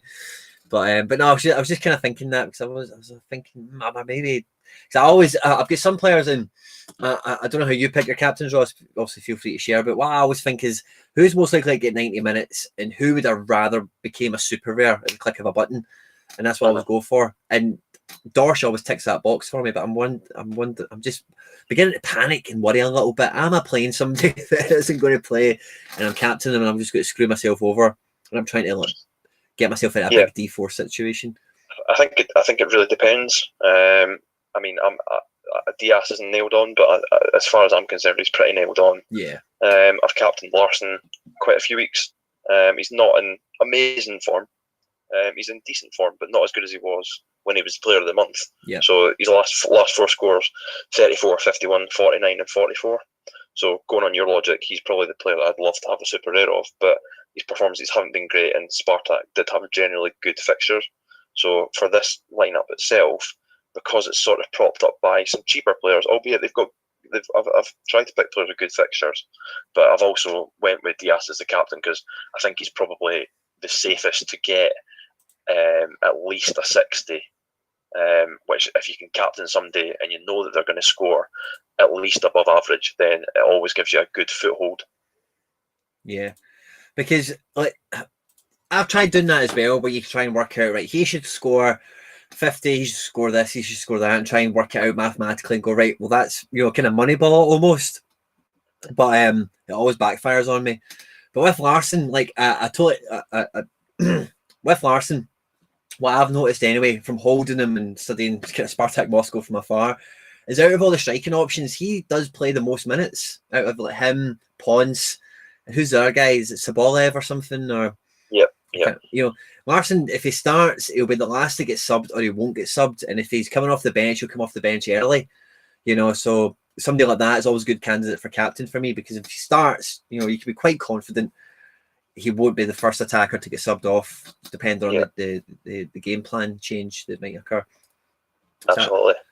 Just to sort of round off my team, I guess, is the last player who's featured a little bit more recently is Ludovic Blah. Yeah. Bit of a throwback. He's had a lot of hype on Football Index back in the day. And he's one of my first sort of serious purchases at around 0.1 ETH, I think. And he's sort of languished in training ever since. And just recently, I don't know why, but he's just decided that he wanted to be good again. So he's wormed his way back in. There's a few sort of other options I could have went for. I think I've got a Coney in training, but again, he doesn't play enough minutes. Laz is doing well, by the way. You're right. Yeah, he's a bit more volatile, I would say. But at home to Strasbourg, it's a pretty good fixture. They're both sort of mid-table teams, so even if he can go and score something around 60 like he scored last game week, it's not too bad. Yeah, I agree. I'd expect him to be able to do that, but yeah, I think Ideguchi's a big miss for this one because he always scores well consistently, and I've got enough Asian cover to allow him to come into the under 23s. But again, having somebody like that who I can now power up in the off season, he's going to come back and he's going to be really viable for even possibly D3s in the future if I can get him up to sort of 10-11% added on. Yeah. So yeah, he could be really viable as well a lot of the J League players. So they are cards that I'm trying to accumulate as the season goes on. But yeah, I think my 23s needs a bit of work. Maybe just needs a bit of refinement because there's a lot of players in training here like Guedes. He's got a fairly good fixture, but he's very infrequent at Valencia. I'd like to see him get a move if possible. See, I love Guedes, but yeah, you're quite right. He's not. I think I've had him on Football Index once or twice, you know, and he has had little purple patches at Valencia, but he's not excelled, has he? Yeah, I think in terms of he's maybe seen himself favourite under one manager, then they get rid of him, bring somebody else in, not so favoured. So I don't think it's helping his development. I think he either benefit him going back to Portugal maybe, or possibly finding somewhere in Europe. I don't know. But he's definitely sort of long term for me. I didn't pay much for him, and when he's on his game, he's really good. He's already made, I think, quite a lot of Portugal caps relative to his age and relative to how good their team actually is. He's definitely top caliber. Like I've had this conversation with people before. It might have even been Euros. I can't remember if it was on video or not. But Guedes was a massive. And again, this is really for the listening audience who don't know this. But Guedes was a massive transfer. It was like 30 million, 25 million, something like that. Benfica at PSG, never made the gravy, and then he's ended up at Valencia. Long story, doesn't really matter then betweens. But when I joined SoRare, he was the most expensive of the midfielders that you would probably want to buy from Valencia when I joined SoRare. And I ended up buying as a consequence because they were cheaper. SoRare and Ferran Torres. You know, there's other reasons I wanted to buy them, of course, but I was like, well, I can get them. I can afford them. Guedes he's a bit more expensive, a wee bit more injury prone, and that's turned around full circle quite well for me. Guedes is probably the cheapest of those three right now, at the time of recording, and you could probably get him at a fairly decent price. I would suspect. You can probably get him for less than 0.05, but he's the kind of guy that, I mean, I didn't even realise how young he was. Oh yeah. In terms of, I think he's maybe 24 in real life now. Yeah, he's 24, just gone. So it won't be viable in this division going forward, but he will. I think he'll have a lot of utility, especially coming up to these peak years. I can't imagine him sitting on the bench for the rest of his career. He's going to go out there. He's going to get a move, even if it's back to Portugal. It's maybe not good for his career, but it's good for holders.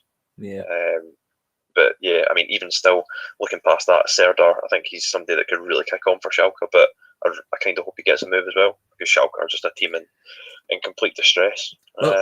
But again, I've spoken about some videos before, you know, and I make it quite right. Suat Serdar, and there's one or two other ones. Is it Kabak, the defender? Yeah, I've got him as well. Yeah, they've got some good prospects, and me and you kind of appreciate them from an FI perspective. We've kind of seen different things and been studying football for the last couple of years for different reasons. But Schalke have just been absolutely stinking, stinking since they brought in Wagner, and then I know he's gone now, isn't he? He's been sacked, I think. He's gone. Yeah, he has been gone. As I was beginning to say that, I was questioning myself. Someone who come in from, he's only had experience in the second Bundesliga or even lower, perhaps. So it's not a high caliber manager that's coming in to rejuvenate the club. Yeah. They're basically just trying to stay in the division at the moment.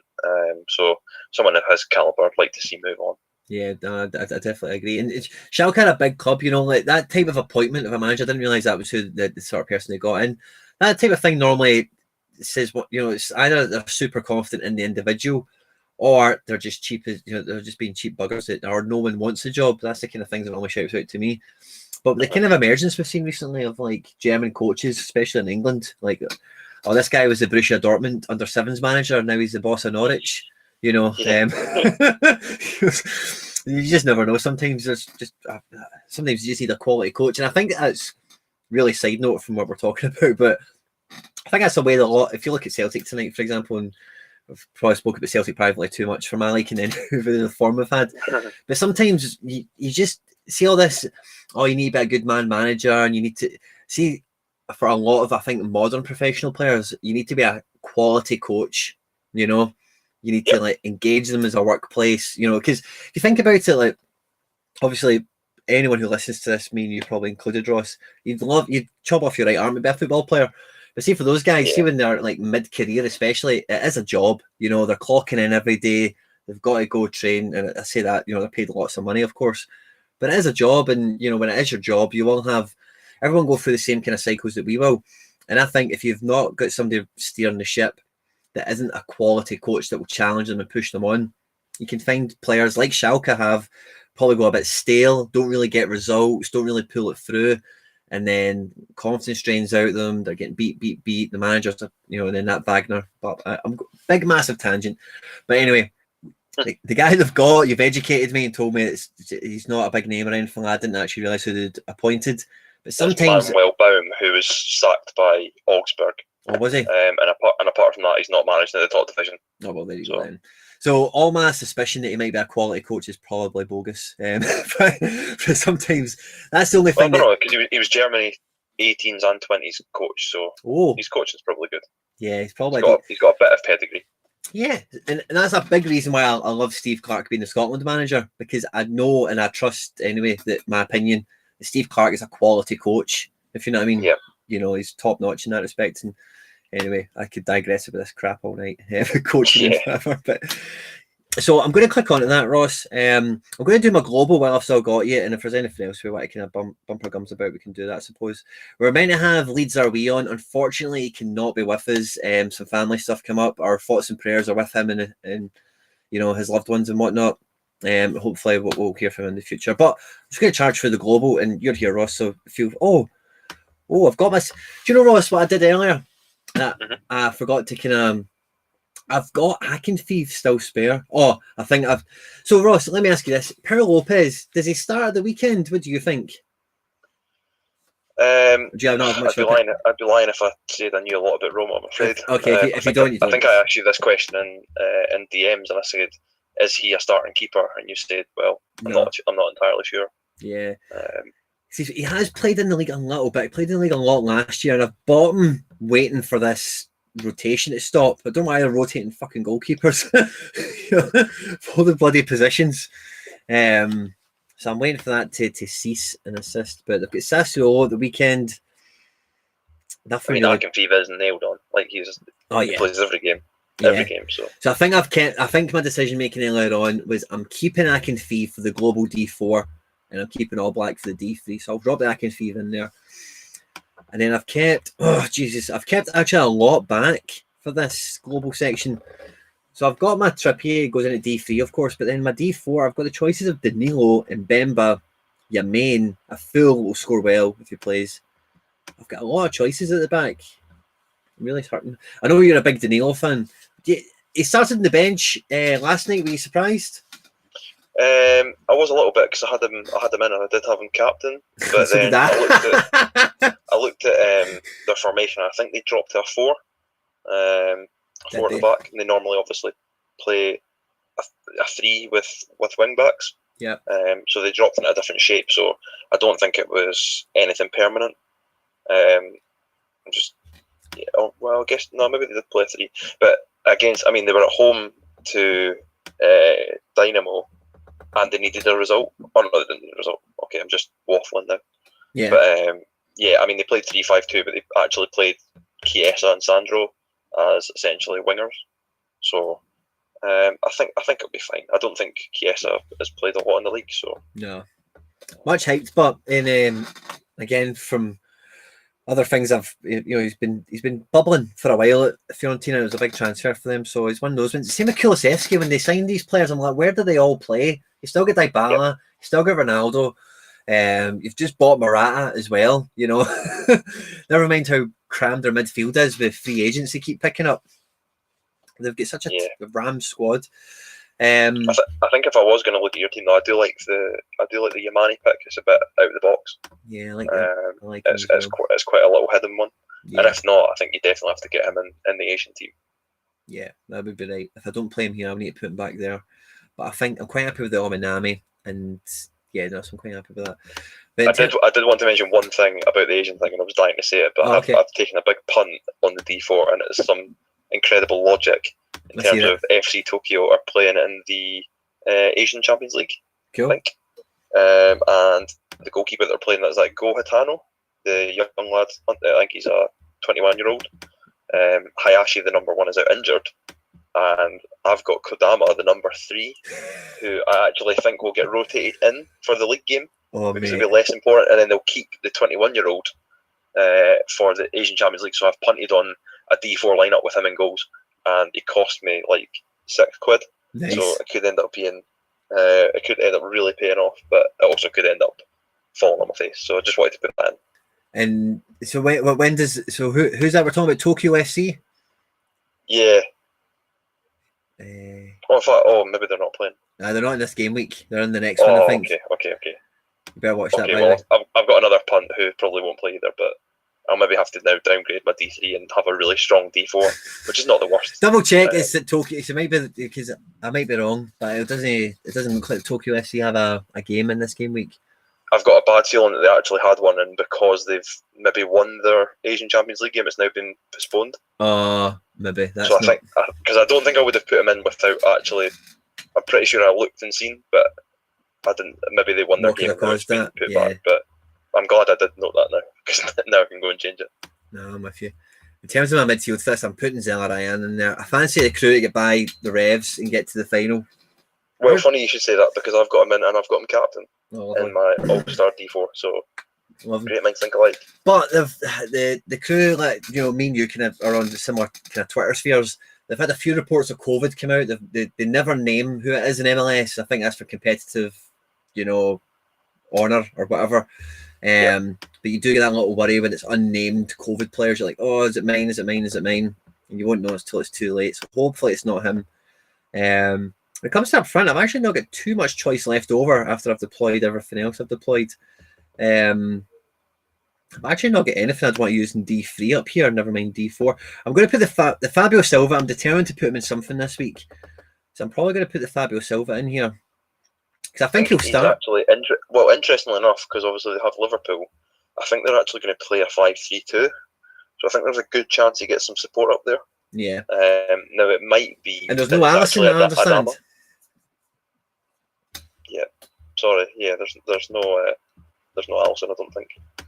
So if they've got that wee Irish guy in goals as well, do you think they'll play 5-3-2? I think they might. Yeah, just to get their best players in, because it gives them sort of 5 at the back defending, and then it also allows them to get in, go back to the 3, because I think through the FPL world, hearing that's the first time that Nuno's played a 4 like ever, pretty much since he's come in. Yep. So I think it's likely to go back, but I don't see him playing Fabio Silva up on his own. No. So I reckon they'll play him and probably Adama up top, and that allows them to get in Semedo and probably Saiss or Marçal, and then get the 3 boys at the back as well. Get a bit of solidity against Liverpool. So I was watching the game, and when I seen that as soon as Jimenez got injured, this was because he's not played much at all, but he was, you know, as soon as that injury happened, straight away this guy was coming on. That made me think, right, okay, they think it's a serious injury, and this is the guy they're bringing on to replace him. So that gives me a bit of confidence that I think he'll play. I'd be surprised if he didn't, but again, they literally don't have another striker. Yeah, so because Podence is more of a, and I was surprised, you know, but because he has Podence, by the way. I think he's one of the better players I've had as well. I think he's dynamite. Every time I've seen him, he's been nice anyway. But he's not a striker. You know, he's a wee stocky winger, isn't he? Yeah, totally. But yeah, I'm thinking my global is going to be a bit light now. Crepin, if you get Diatta, Ross? I do not. No.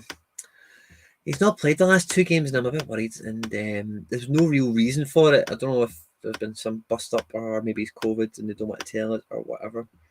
But I'm actually running out of ideas for it. I think Mbemba could be a shout if you could get him in. He looks pretty solid. He's got a good fixture. Double up on the defence. That could be a great shout, by the way. Let's have another wee scroll through. I think that's actually what to do, Ross. I think that is. I think, unfortunately, when you double up in defence, you sort of sacrifice the sort of huge scores. Because I'm a madman, and that's just how I want to live my life. I do think that is extremely brave, but. I just think if they've got that wee Irish goalkeeper in, they're not going to keep a clean sheet against Wolves. You know, no Van Dijk, no Trent. You know, yeah, I mean, it's tough because obviously coming from FPL, Wolves aren't really a good attacking team. They're a good defensive team. As much as you think Wolves scored loads of goals last season, this season they've actually been quite poor going forward. Oh, really? That's interesting. Yeah, and Liverpool have sort of come into a bit of form because they've not got their first choice defenders, but they do have all their experienced players. So apart from now, like I don't know if Milner's out, he might be out. So if that is the case and they play Nico Williams, then yeah, I think they can be got at. But I think there's a good chance that Wolves play for the point. Play for the point, but if he scores a goal and he starts, I think that's a good captain choice. I think I've got away with it. That's what I'm kind of. That's my thinking behind it. In terms of up front, yeah, I think I've overstretched my strikers somewhere because I don't have a good striker left for D3. So in the Euro, Not Joe David. Would you put Joe David in a D3? What's the fixture? Who have they got? Monaco. They've got Monaco, yeah. It's a tough one. I think I probably would. Yeah. Yeah. I think. I mean, he needs to kick on eventually. Who's in my under 23s again up front? It's probably somebody good. Bailey. And I've got Larson in my challenger. If I took the Larson out the challenger, I've got midfielders that could go in there. I could put him. Nah. Larson's got a really good fixture. That's what I'm thinking. And I've got. Yeah, do you know what? Let's take Jordan. Let's pop him in here. As you were saying, you're trying to really target strong lineups. So yeah, I think that lends itself to that. Yeah, I think that keeps me on track. You're right. Now the Alario I'm worried about because he picked up a knee injury. He didn't play last game week. The Ika Ugbo, I'm actually really excited. Actually, I think I'll put him in place of Larson. That's what I'll do. I'll go put him in where he was. And then who else have I got? In terms of the globals, are you doing any D3s this week, Ross, or are you just D4s? Just D4s apart from that risky Asian one, but I think it's going to now become a D4 as well. Yeah. Due to the DMP goalkeeper. Maybe we'll go for a risky D3, but I think it'll now sort of hinge on picking up a super rare, which is probably unlikely at this time. I'm tempted. Frog's here. Say again? Frog's here. Oh, Frogger, is he? Frogger. Evening, lads. There he is. Frogger boy. I'm not going to be around for too much longer. Pop you on the screen, wee man. Thanks for joining us. So I'm kind of see what I'm thinking now, Ross. Right, as I'm kind of looking at this, as I'm thinking, I'll put the Ugbo back where the Larson came from. Frankfurt at home at Dortmund. I think Kamada starts, but I'm thinking then I maybe want to put. No, Kamada doesn't take anyone's place. It's in that D3 lineup already. He's a card I really like, and I think he's the most set on for minutes. I've got a lot of choices in midfield. I've got too many midfielders. I think that's part of my problem. But I don't know. Is there any fixture in particular you're excited about that we've not really touched on or whatever? I would have to go into my other lineups, mate. I've sort of been just listening along as opposed to actually playing along, if that makes sense. Fair enough.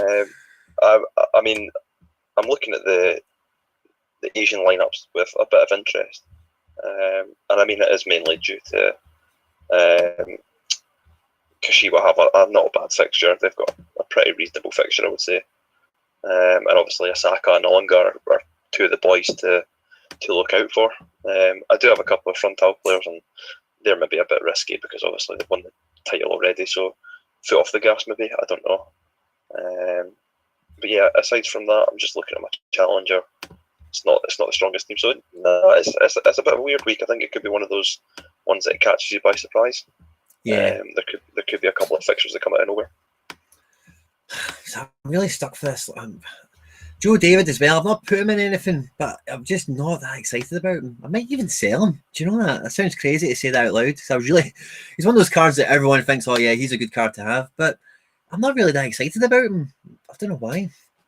I think if you can reinvest in something that's to the value of a Joe David, then yeah, maybe. Yeah, I think it is worth selling him on. See, as soon as I talk myself into something, I talk myself right back out of it.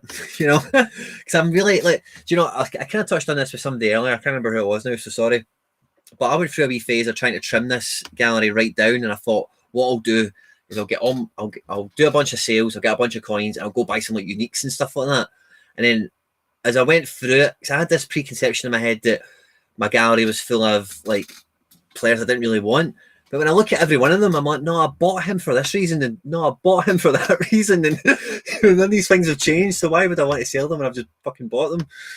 So I find that quite hard in that respect sometimes, is to decide, right, I'm keeping him, definitely keeping him, and I'm okay, I can sell him, that's fine, because I don't buy, not sound like a dick, but I don't buy bad football players, so there's no, it's hard to motivate yourself to release yourself of them sometimes, Yeah, totally. I need to jump out, Quinny, if that's all right. No problem, man. Listen, thanks a lot for joining us, Ross. All the best, mate. Thanks, mate. Take care. Cheers. Magic. Thanks a lot, Ross, for joining us. Guys, we're going to wrap this video up quite soon. I just realised the time myself, in fact. Yikes. Didn't mean the stream would go on so long, so sorry, guys.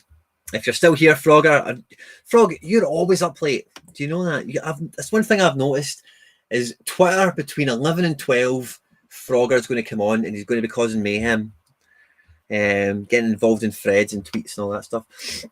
Guys, I'm really stuck now, right? So I've got my all black trip here, I've got my Amiri, I've got my Larson. That's all good.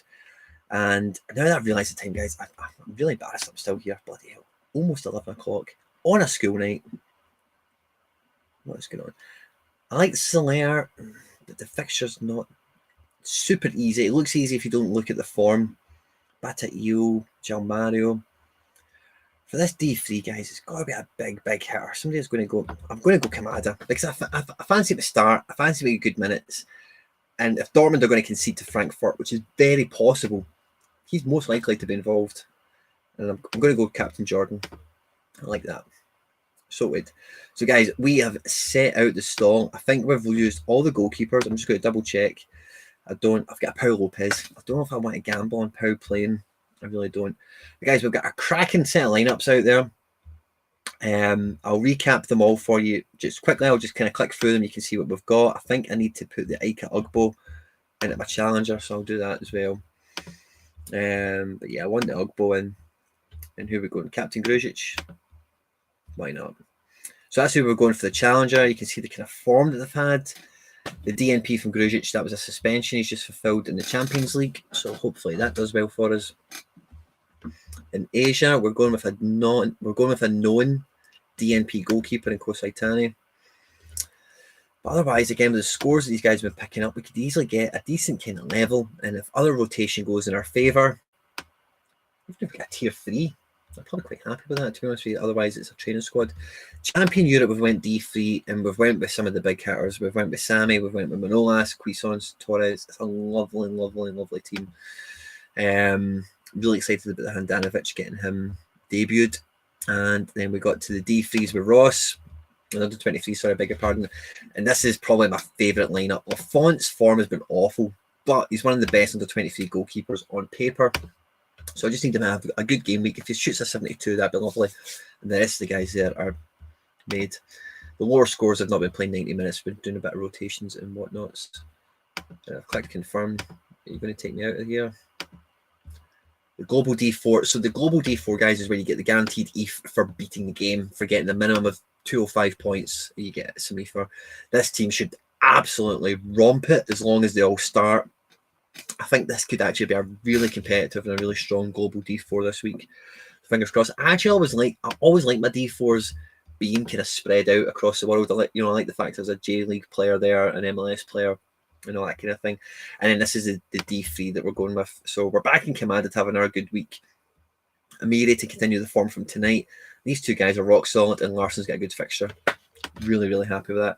Guys, thanks a lot for watching the video. It means so much to me. We've had some amazing guests. Thanks to all the guests that have joined us. Absolutely special. I'm going to be editing this down into a nice little shorter video. It's probably still going to be about an hour long, 40 minutes or something. So if you've watched it on this, thank you very much. If you've watched this live for any length of time, thank you very much. It means the world to me. Make sure you come and join us for the next one. Any suggestions? DM me, send me a message on Twitter, Discord, anything you like. And I will definitely take it under consideration. Guys, again, can't thank you enough. Like, subscribe, share, retweet. All that good stuff, guys. Stay out of trouble, and I'll catch you on